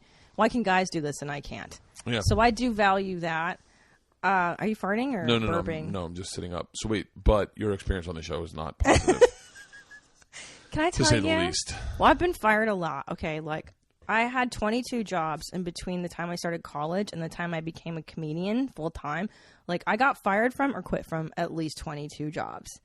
And I got fired from Chelsea lately, and it was like that was the one I cared about. Well, it's such a stamp. It's because there are all these comics that are touring now that I don't think were even featuring at the time they got the job, that are now headlining clubs and selling out. And I would venture to say prospering insanely. Oh, and it helps the show. The show is wonderful in that she's gracious enough to put on comedians and like give them a platform. Yeah. And like I'm so thankful for the I think she gets it. I think she genuinely gets it, where she's like, why not put a bunch of funny people on that I can break their balls, I can fuck with them, I can do whatever I want, because they're all comics, we're all the same sensibility, and I think they're all the. But okay, so here's what happened with me. So I was on that show for like a year, just doing the roundtable, and then a writing job opened up because Jen Kirkman left to go write sitcom. And, I'm dying. I was. Let me say previously, I was dying to get Jen Kirkman on the show. She won't do it? No, she will. Her schedule is worse than mine, and so now I was like, well, you know what? If it ever happens, it happens. But like, I feel fucking weird hounding someone that like looking at schedules and like going, hey man, I still like after 3 emails, I'm like, it's not gonna happen. Yeah. Like I emailed Marin and was like, hey, I was like, hey man, he's trying to come on ours too, but he's so busy with his show. He's busy as shit. He gave me like 3 days. I can do February 22nd, February 27th, and I was like, if I'm in town, I'll do it. My schedule is so fucked. But Jen Kirkman and I had a hardcore. Back when no one knew what podcasts were, Jen Kirkman and I had a fucking hardcore drama, like Biggie Tupac drama. Why? I'm making it sound much bigger than it is, but only because she won it. But do you think really she won it? She really did. Well, what happened? It was fucking so long ago. Jen Kirkman, I think, is hilarious. I think she's awesome. I think Ari and I talked about her, but I was on a thing. It's so fucking long and point. But what I'll say is, I said something about her on a podcast that I didn't think I said it one way, but she definitely heard it that way, but I didn't really even pay attention to the fact that I said it. And then I go to listen to that podcast when I'm coming back from South Africa. I go to listen to it, and Jen Kirkman's on there, and I liked her. I thought she was funny. And I thought that I said that on the podcast, but maybe I didn't. But I go to listen to her, and I'm on a flight from South Africa to LA. And first takeoff, we're taking off, and I hear her go, and fuck Bert Kreischer. Who the fuck is this guy?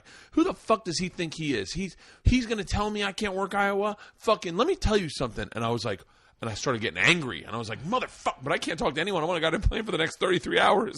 And I stewed for 33 hours. Halfway through the flight, not halfway, probably like an hour and a half in, 2 hours in, I was like, you know what? She's right. Whatever she heard is what she heard. I don't know what I said. I don't know how I said it, but that's how it affected her. And so I wrote her an email and said, I genuinely apologize. I did not mean to say that about you. I didn't think I spoke poorly about you. But whatever you heard was what you heard. And then she never replied. Hold on. She never replied for like 6 months. And then out of the blue one day, she goes, I've been meaning to reply to you for 6 months. Your email was very sweet. I sincerely, sometimes I get upset when it was very kind and everything. But she definitely won because I wrote this like heartfelt email and I thought she just didn't give a fuck. So for 6 months, but then at the end, it's like no one wins in drama. But I emailed her a couple times and I was like, I'd love to talk to you. I think she's funny as shit. But Jen's great. Yeah, she's great. I think she's fucking hilarious. But don't you find too, at least the longer I'm in this business, I find it very hard to criticize other comics. I do now. I didn't when I was young. Right. You don't when you're in your 20s, and then you're I used to talk 30s. Shit about the alternative comedy scene, and then until I went into that room and I was like, oh, this is cool as shit. It is cool. It's their own thing, but also you just go, dude, if you're making money and showbiz, who gives a fuck? Yeah, we're all just trying to stack our checks. I used to judge myself based on what other people made. Like, oh, he sold out. How come I don't sell? But it's not about them. It's about me. No, I'm the only person in my race. And my race is all it's just my family and my kids and that's yes, in this world, your small universe. Yeah, my small, tiny. I remember saying to Ari, it's fucking pointless. But let's go back to Chelsea. So I want to say, and it's funny in hindsight. At the time, when you get fired, it's very traumatic, and especially when it's a show business firing. At least in my mind, I was like, oh my god, everybody's gonna know. This is so embarrassing. Yeah. But it was actually cool. The day I got fired. I'm friends with Roseanne Barr and her daughters. Hold on.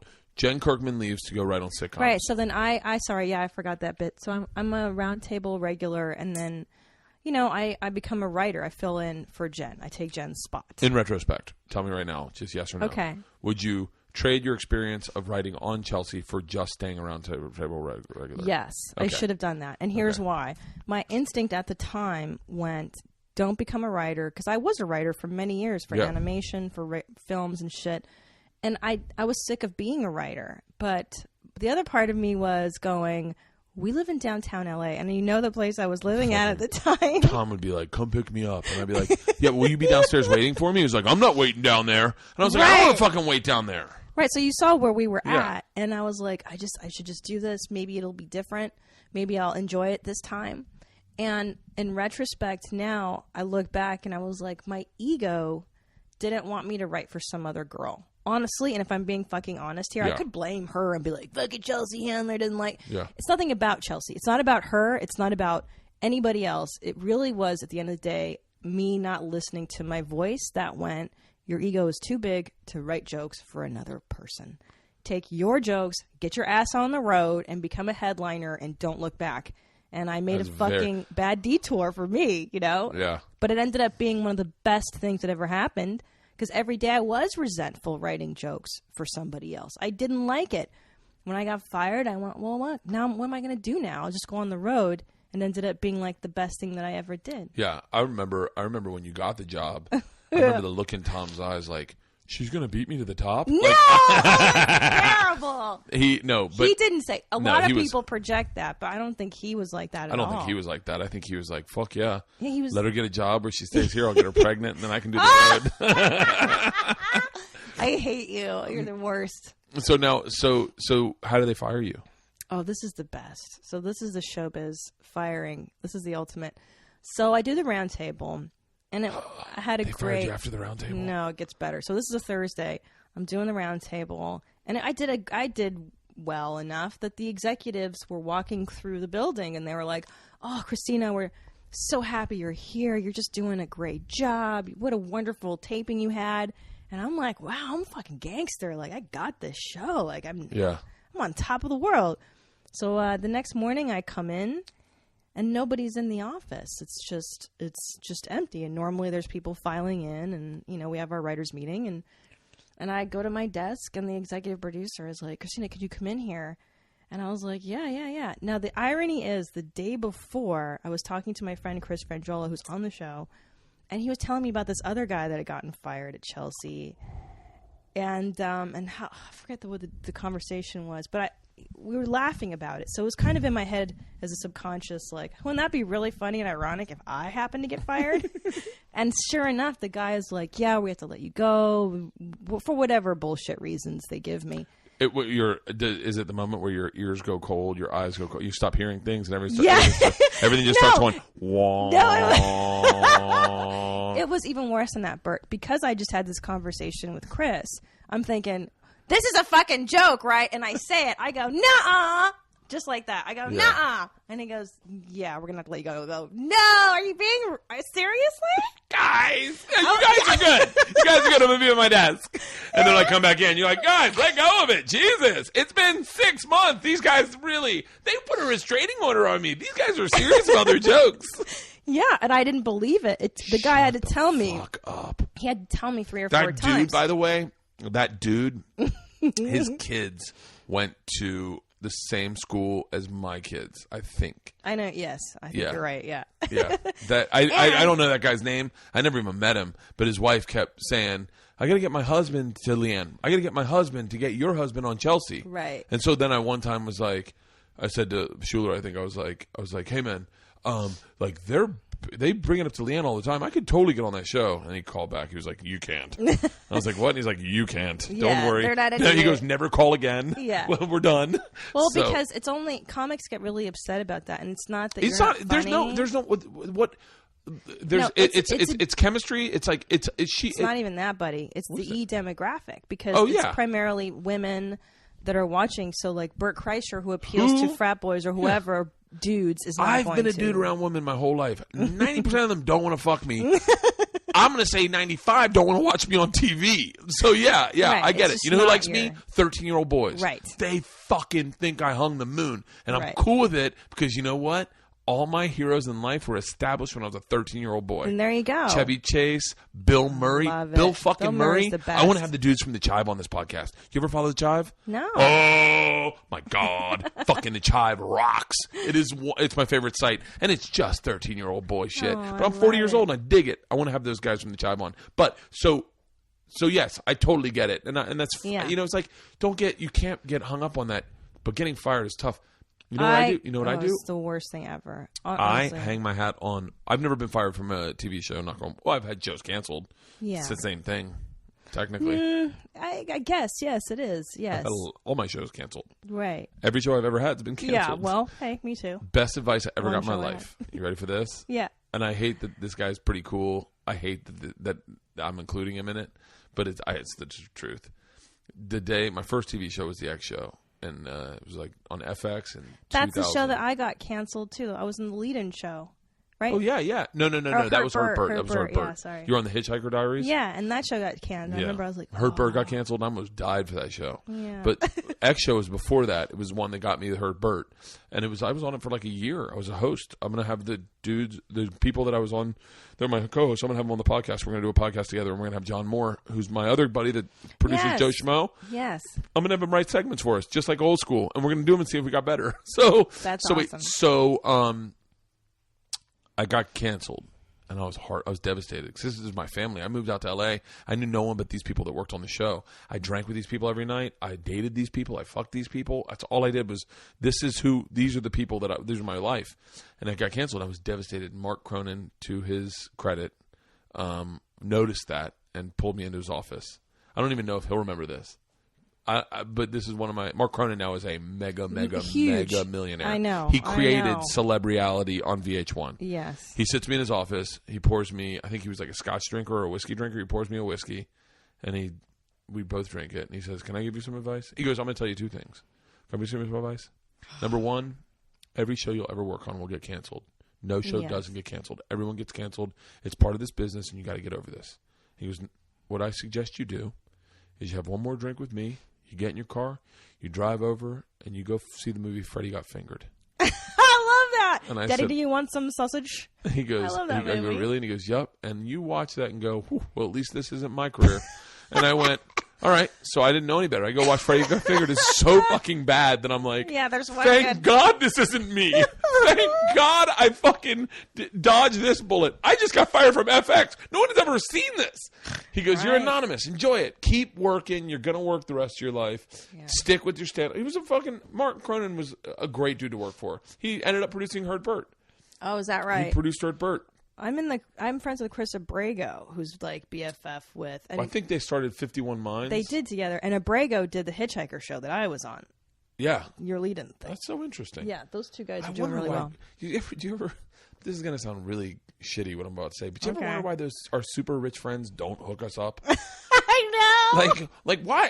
Why doesn't Cronin pull me in for a long meeting and figure out what the fuck my specialty? He's been seeing me on TV for fucking 15 years. Like, why can't he just figure out my shit? He can make fucking Bret Michaels have a comeback, but me? Like, what the fuck, Cronin? Like, you're smarter than everybody. You worked with everybody. Fucking make it happen.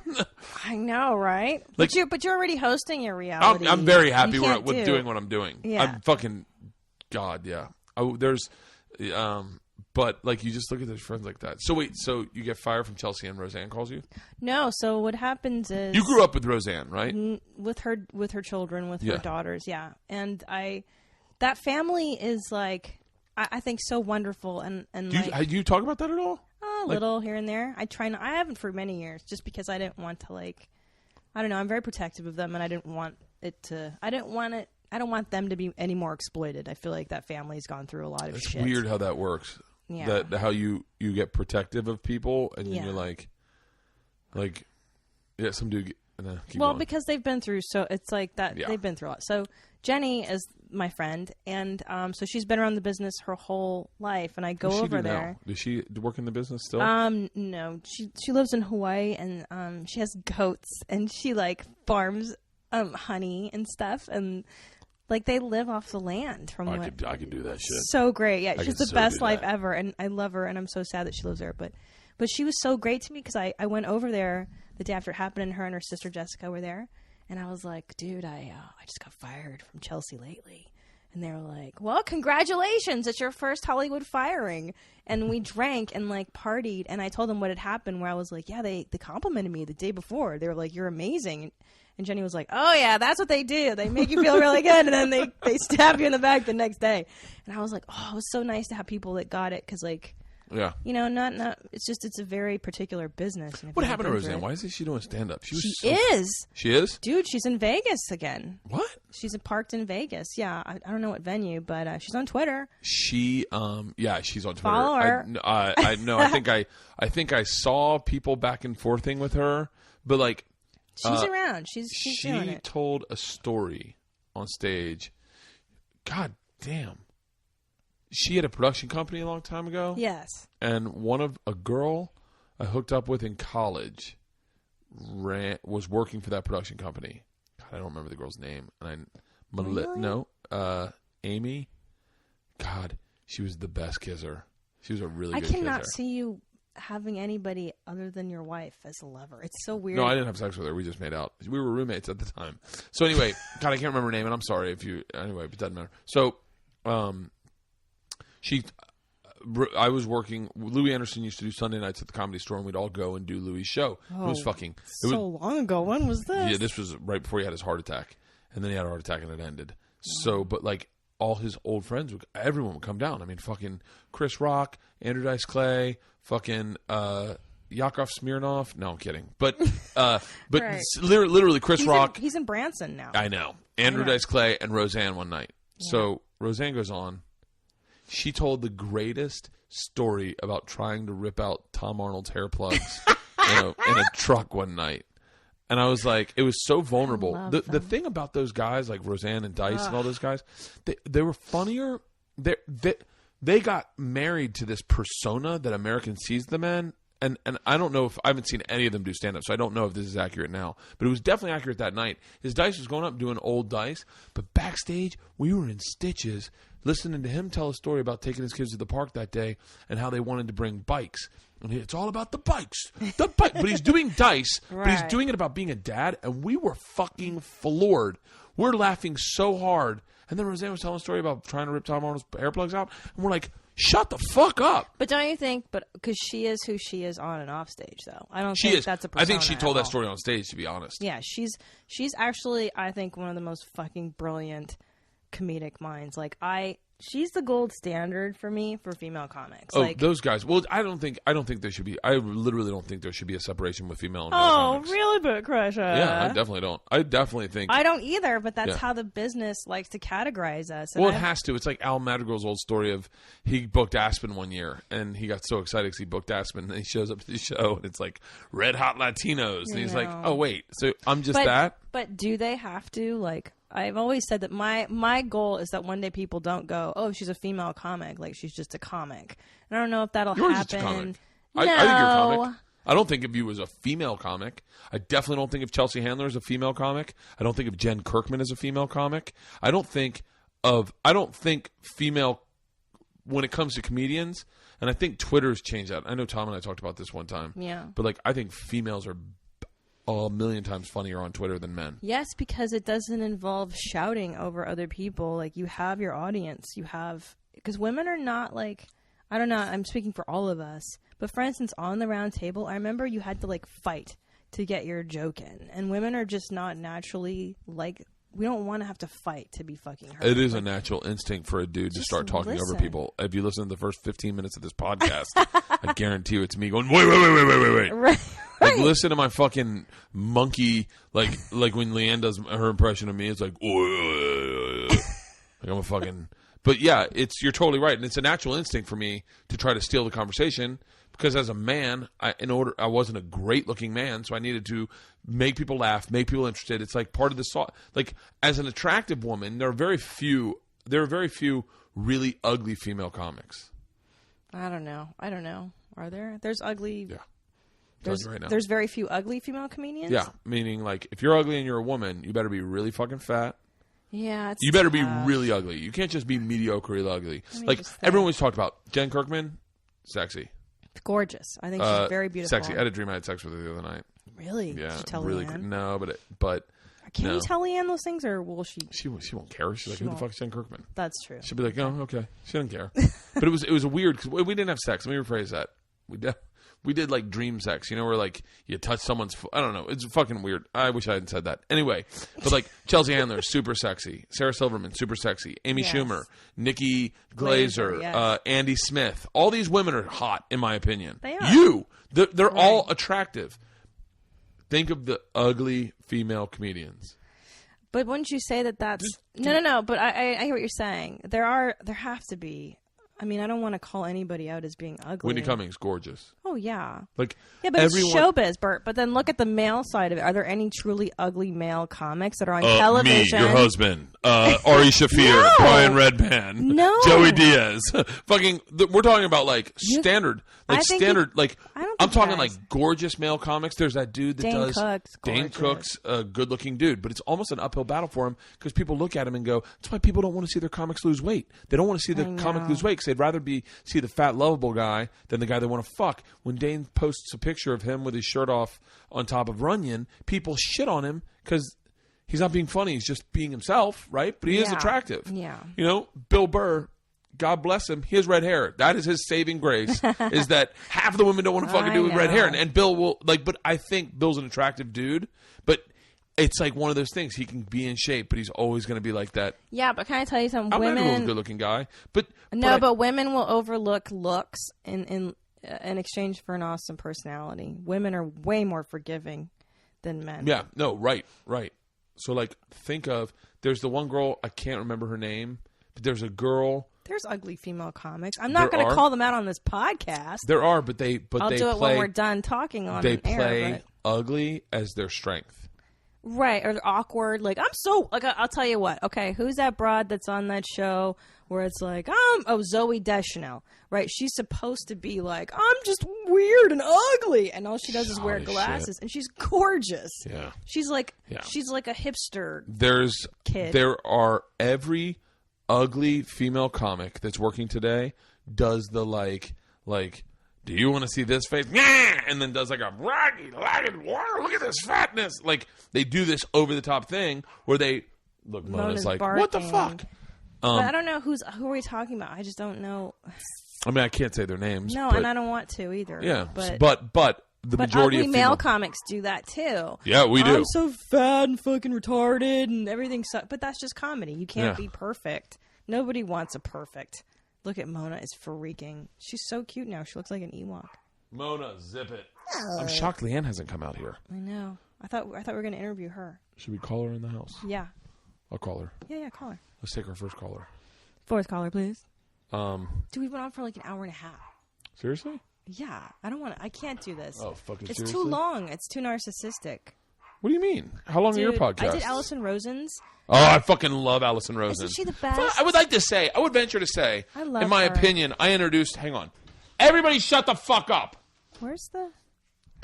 No, I love her. I would venture to say I introduced her to what could be considered our group of friends. What do you mean? I think I might have been the first person to do her show. What are you doing? No, and then you told her my name, and then she... no. Here's the thing. She goes, this is so long, we have to break it up into two parts, and I was mortified, because I felt like I had talked No, but it was probably a great interview. Oh, shit, I'm calling my house. I'm calling my house. And the phone is right here. Yeah, I didn't realize I was doing that. Oh, my husband just landed. I have to go. Hold on. Let's bring Leanne in here for 2 seconds. He just landed. Can I go pee? Can we pause it? Hey, will you come into the man cave? You're going to have to give me some time. I'm parenting something right now. Oh, no. Okay, I'll be there soon. Bye-bye. Okay, bye. That sounds like some... Guessing it's Isla. Go pee. Yeah, I got to go pee. I'm going to hit it on pause. Okay. I'm going to hit pause. Ready? Hold on 1 second. Man cave needs a bathroom. She's going to the bathroom. We're going to pick up in 2 seconds. All right, we're back. We just walked into my house, and we're having parenting issues, and that changed the focus of whatever we were talking about before. I have no idea. Are you talking about being ugly? I don't think you're ugly. No, I really wish you would have it. said that. Thanks. The How many girls did you bang before Leanne? Like 6, 7. That's like my number too. Yeah, Leanne's is not that. But don't you wish you kind of... I think Leanne was like I don't even know, but I think it was definitely double digits, like 10, 15. Wait, but don't you regret that? I kind of regret that I didn't because I was so afraid of things.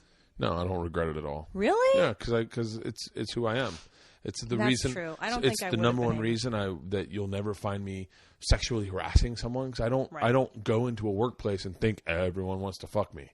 Like, that's what that's the dudes who sexually harass think that everyone wants to fuck them. I don't do that. No, but I'm just saying that I was so afraid of stuff. I kind of wish that I could, in my 36-year-old brain now, go back. Because you imagine having your brain now and your 20-year-old body, how fucking awesome you would be. I'd be dead.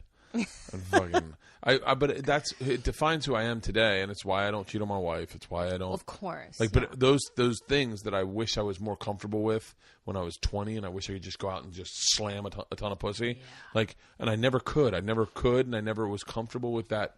I was always shocked at I was as a younger man. I was shocked at how many people had sex with people they didn't know, but were really uncomfortable making new friends. That was something that really kind of struck me odd, is that these guys aren't cool with meeting new people, but they'll fuck strangers. They'll put their dick in something. But I remember trying to bring a friend over, and they're like, "Fuck, what the fuck? Why has he got to be here?" And you're like, "Well, can't you just hang out with him?" And he's like, "Well, I don't fucking know him. You don't bring him in.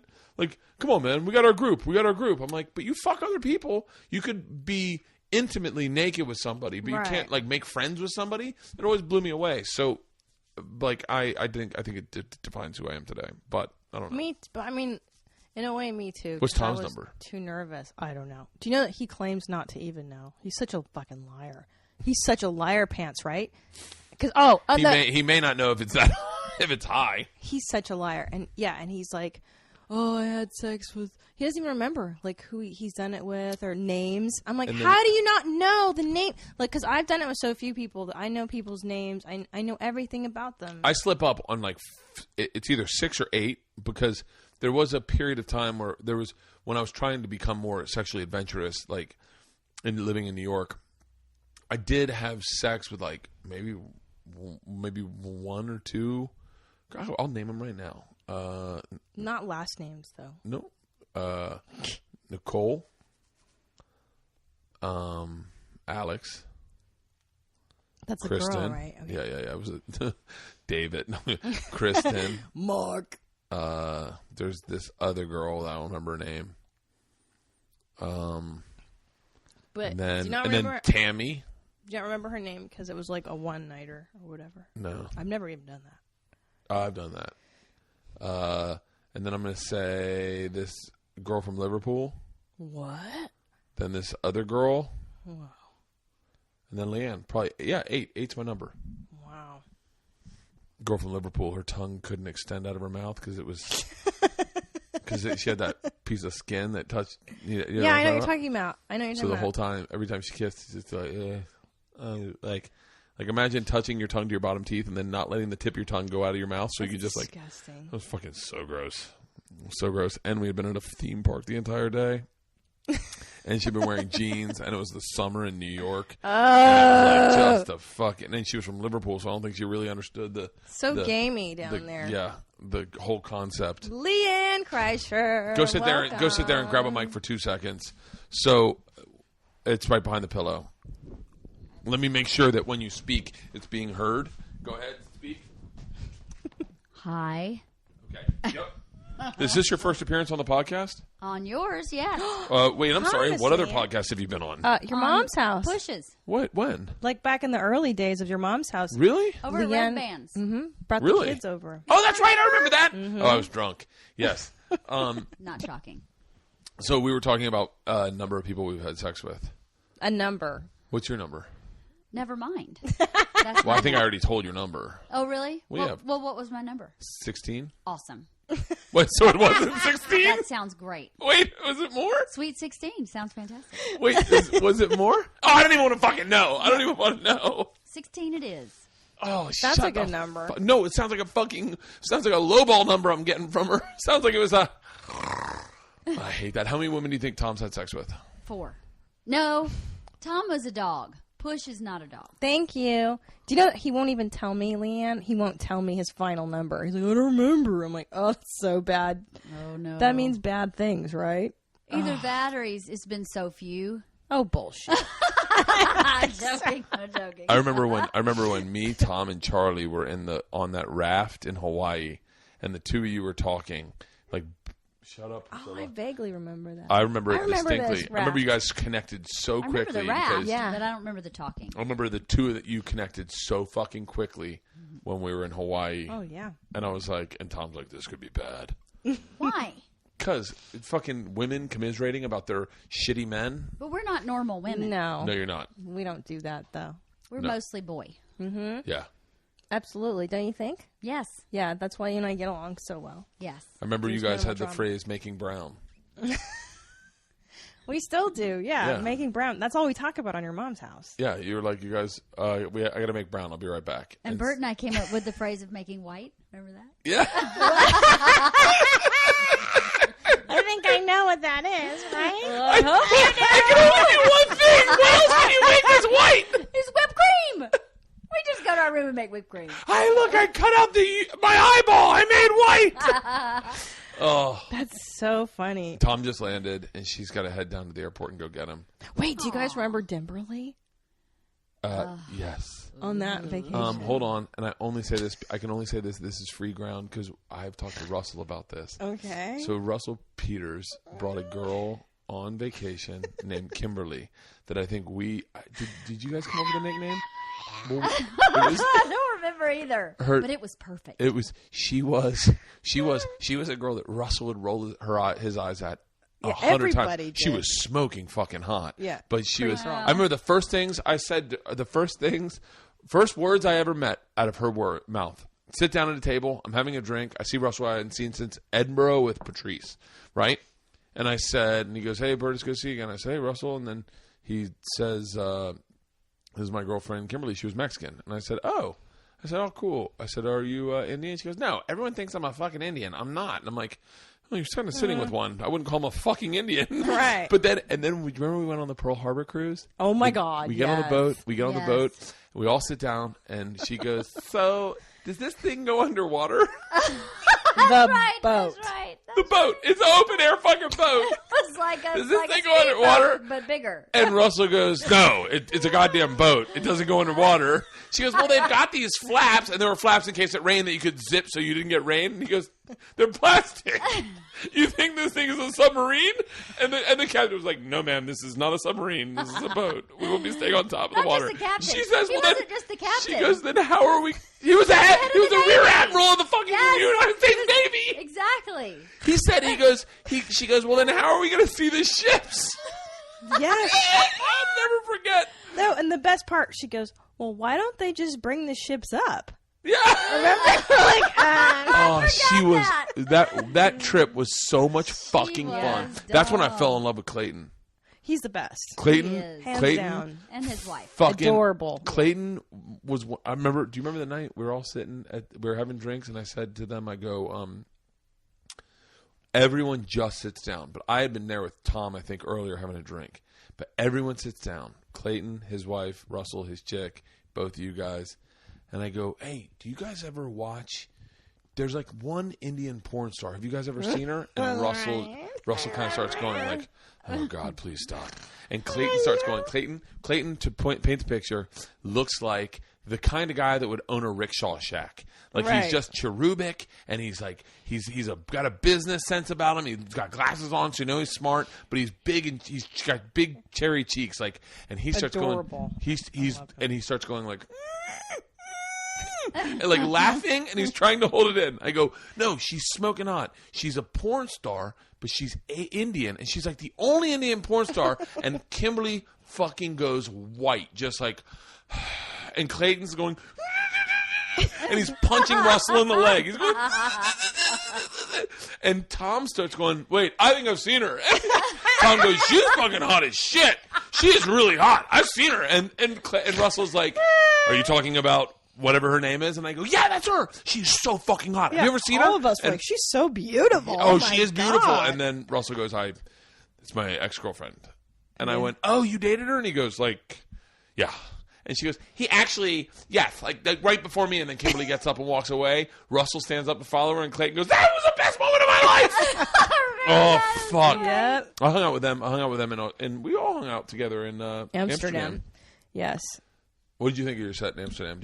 I didn't. Oh, I loved it. I think that was good. Only because I learned from the night before people were bombing, and they're like, just don't rely on the audience to react because they don't speak English as a first language. Yeah. So it was like kabuki stand up. I loved it. I thought it was fun. You did great. You did a tremendous job. They loved you. Yeah, it was great. It was fun. It was really fun. It was really fun.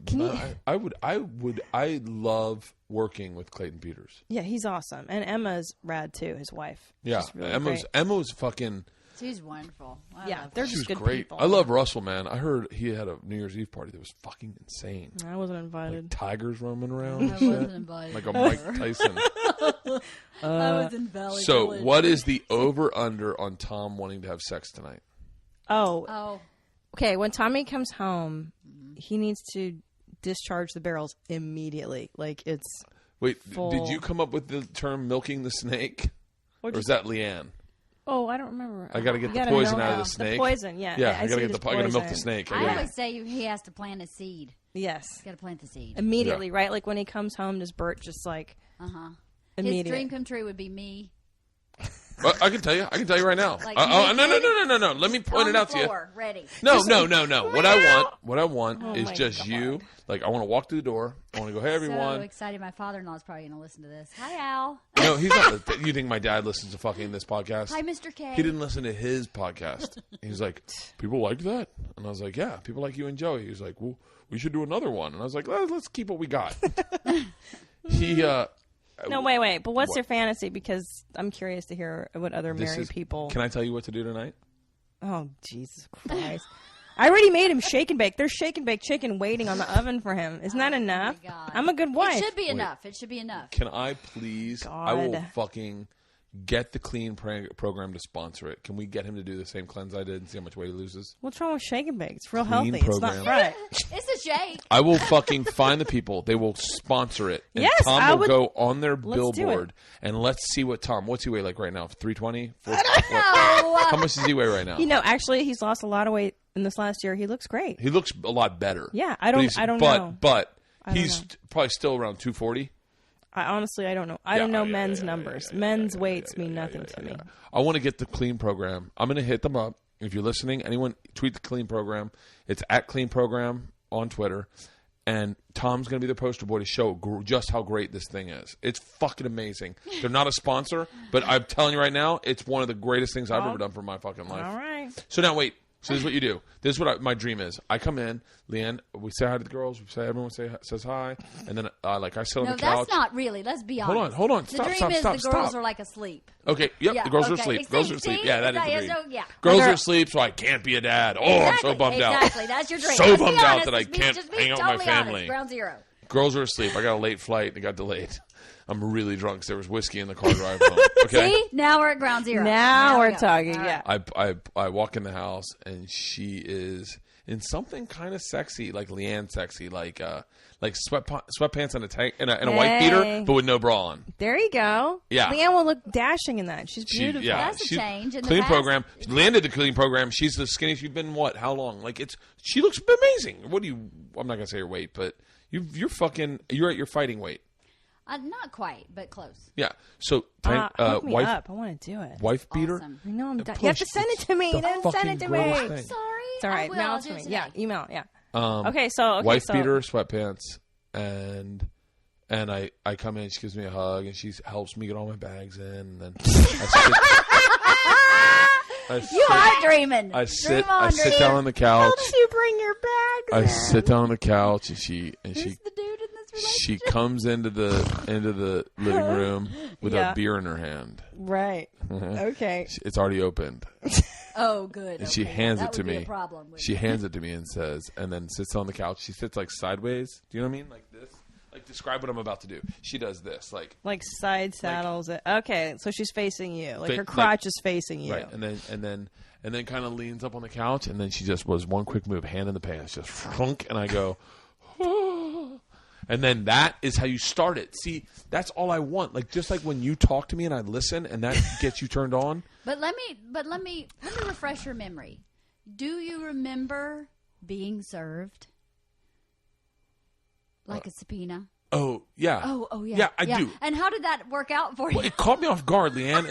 It's like training for jiu-jitsu your entire life, I don't- and then you get into a fight, and you're like, I forgot how to fight. Okay, Like, Bert has a joke where he says, "Why can't a blowjob be like a subpoena? He You're just walks in and blows you and goes, you've been served."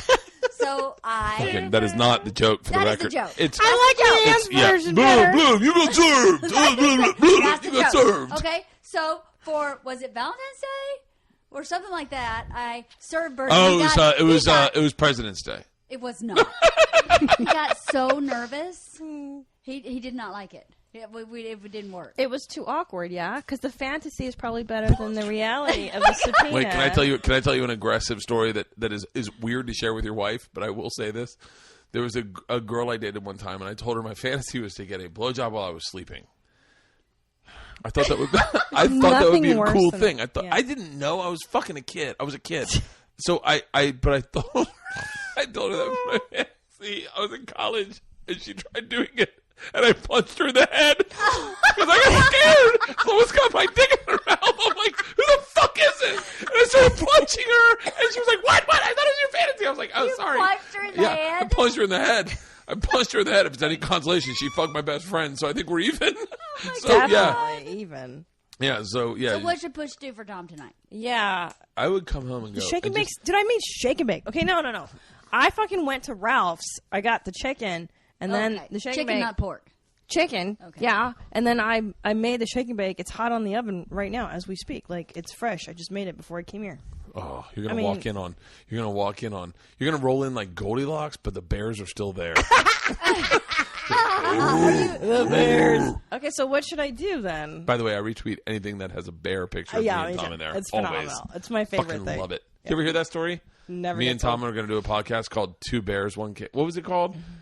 Two Bears, One Cave. But it started with the premise of we would love to be gay because we'd like to try to wrestle fuck each other. Anyway, I would come home and I would be like, this is ready? Go in and go, it's hot in here, right? And then start taking off clothing. What? I would never do that. I would never. And then It's hot in here, huh? And then I take off my clothes. Don't do it like Roseanne. It's hot in here, huh? No. But then go and then just put just be like throwing something really scantily, like something like a wife beater with no bra on, and then just sit up on him a lot and just watch him just purr. He'll just start going. It's what guys want.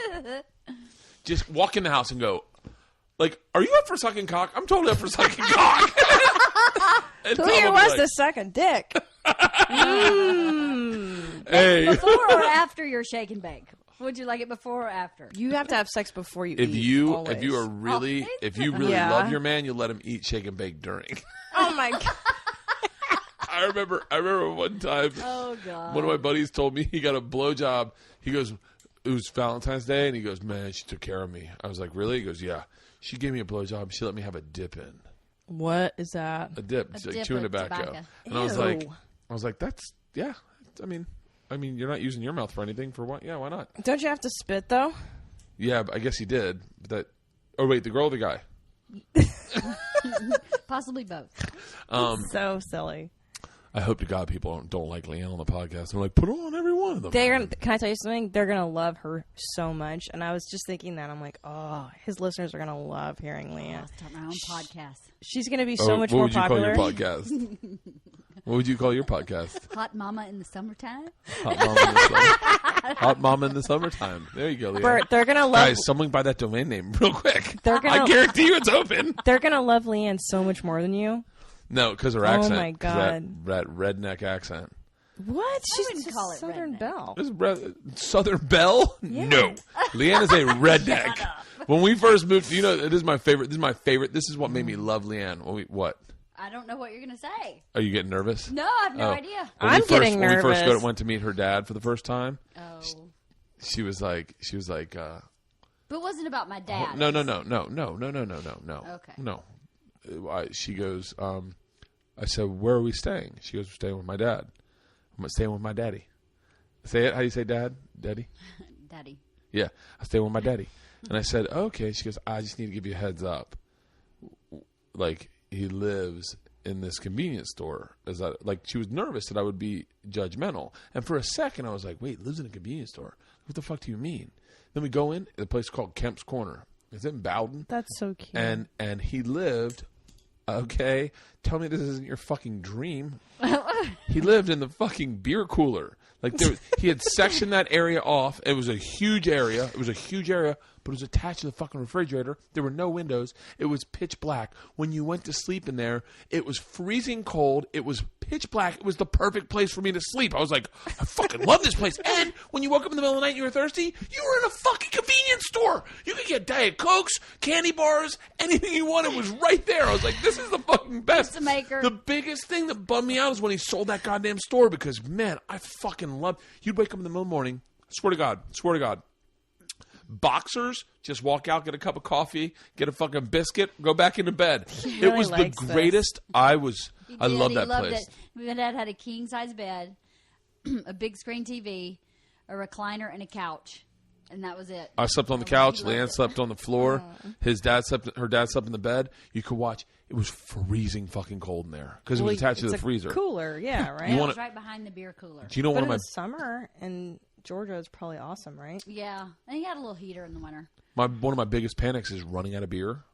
Right, in life. Never happened there. Problem solved. Oh, I remember saying to him, I remember the first night we were there, he was like, you all good? And I was like, yeah. I was like, well, that's not her dad. Her dad, when her dad talks, you'd have a hard time. He is, first of all, he's quiet. I've never met him. I've only He's heard about him. quiet. He's a quiet man. He's like definitely like I'm a 10 on the scale of personality. Like meaning like I throw it out in your lap, and like her dad's like a 2. He doesn't need to talk to you if he doesn't need to talk to you, but if he knows you, he'll talk to you. And so he was like, "Y'all good?" I was like, "Yeah, I'm great." And he goes, "You don't want nothing?" I was like, "No." And he goes, "You sure?" And in my head, I was like, "Kind of want a beer." And he was like, "Well, go get a tall boy." And I was like, "What?" And he goes, "Go grab one." I was like, "I'm sorry. This is the greatest dream I've ever fucking had." 14 tall boys later. He's like, I had so much fun in that place. I like going back to her place. You should come down to the lake one time. You'd love it. Yeah, I like the South. I don't know much about it still. Like I'm doing Alabama pretty soon. Oof. The Stardome. Have you done that one? The Stardome. No. I want to, where though. in Alabama? I fly into Birmingham, yeah. Oh, okay. But I know it's not obviously the same as Georgia. But No, it's pretty same. Yeah, it's pretty much the same. Well, things are changing drastically. I think Alabama in the 80s was very different than Alabama now. I mean, I know maybe it isn't. I don't know. Yeah. I haven't But, been like- there. I mean, we just go to the lake and leave, so I don't spend any time, like, in The lake's in the Alabama. community. oh, So Yeah, we the go to lake's in Alabama. We go to Alabama, My but dad lives on but it's the a dry border. county. I mean, we had to like hide What? beer. So no alcohol. well, I don't know if I can come. What do you do? We bring I alcohol. drink a lot. We bring You alcohol. just can't get caught with it. If you get caught with it, you get arrested for bootlegging. What? Yep. She had her uncle got arrested for bootlegging. My uncle got put in jail for bootlegging because he had a 12-pack of beer in his trunk, and he was driving to the lake, and they pulled him over and found the unopened 12-pack of beer in his trunk, and they put him in jail for bootlegging. For bootlegging. That's a God. crime I'll go down with. TMZ, put me up. Bert Kreischer, bootlegger. You fucking kidding me? I'm gonna walk around with Dowie with a 12-pack of beer and be like, I dare you. yeah, the Put me lake's in jail. fucking gorgeous. I've never You should been. come. You and Tom should come down. Her family, you'd fucking get a kick out I've of never her been family. to a lake because I grew up here in the San Never been to Fernando a Valley. lake? Like to hang out on a lake and do things on a lake. I've never done that. That's ever. just crazy. It's really fun. What do you Yeah. guys do though? Like, Jet what do you ski, do? Oh. ski, Fish. fish. I write during the day. Swim. Write. I just sat and wrote all fucking day. It's great. And the thing about it being a dry county is like a lot of the times, not recently, but before, I wouldn't bring alcohol down and I would sleep great. You get you go out and work out. You have a fucking great time. And like sunset is one of my favorite moments So down beautiful. there. It's gorgeous. It doesn't look anything like anything out here. I mean, it's so green. It's really hilly. And the lake is just, it's crystal clear. There's something to be said for pretty. Southern hospitality too. Beautiful. Yeah, Like, they're you get into so a conversation. nice. You get into a conversation with a person that works at a fucking gas station. Like you go to the gas station in the corner, that little bait shop. I've been in there. I jog there. Which is bizarre because it is an Indian family that runs it, and they all have Southern accents. Very bizarre. Whoa. yeah, and you The end up. mom, dad don't, but the two kids do. They Guys, all I have to work go. there. My husband's. Okay, have to let's go. wrap it up. Okay. I wish Tom was here. I do too, you guys. Tom. He just landed, so he's in the cab. All right, I haven't seen him in days.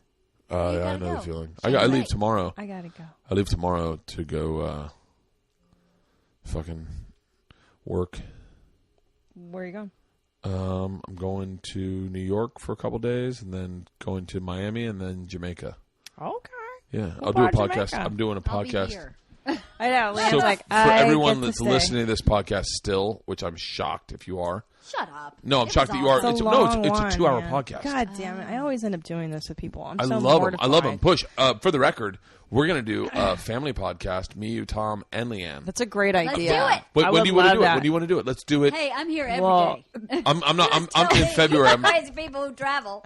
I'm here every day. I have to look at the thing because Tom and I are, both on the road. I'm in February. I'm home. I'm doing one. So cute. This. I'm going to do one from Jamaica with my crew. I've been doing ones with my crew, but it's so hard because there's an openness about comics that Yeah. we share everything, Yeah. and it's so hard because sometimes you can totally hear them being like, What was that? It was Isla. Oh, naked. "What's the matter?"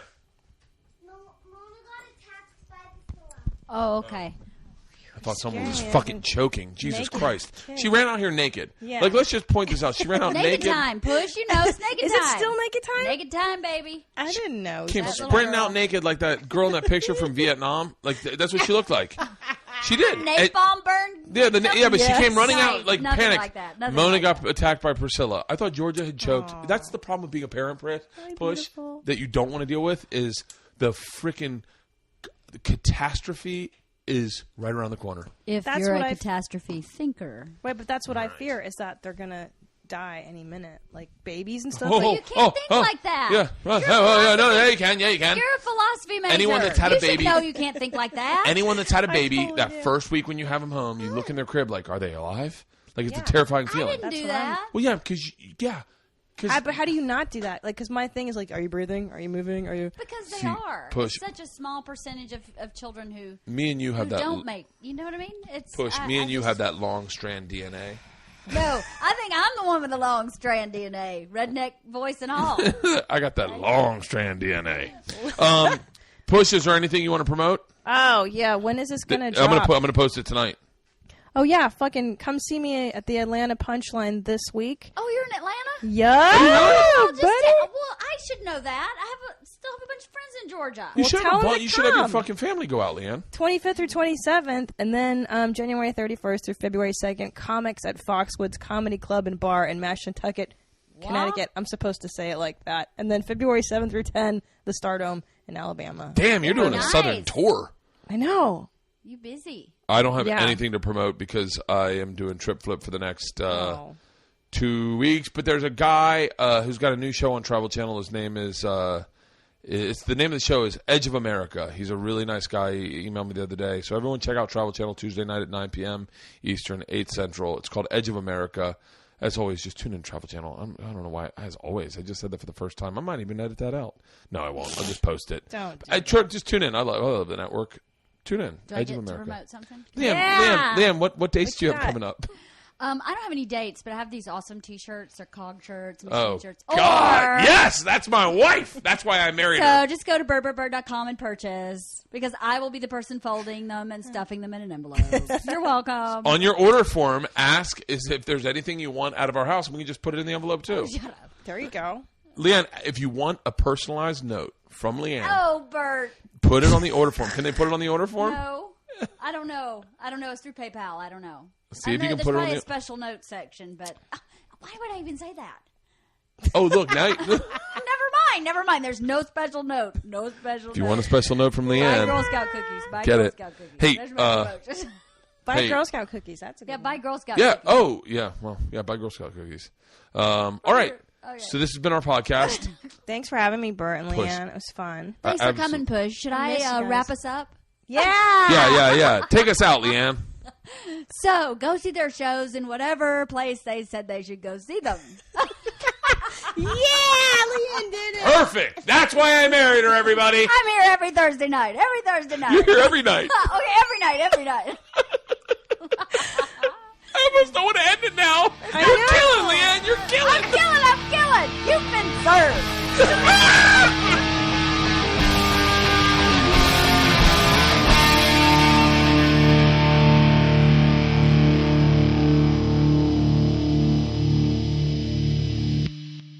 This episode was brought to you by The Machine.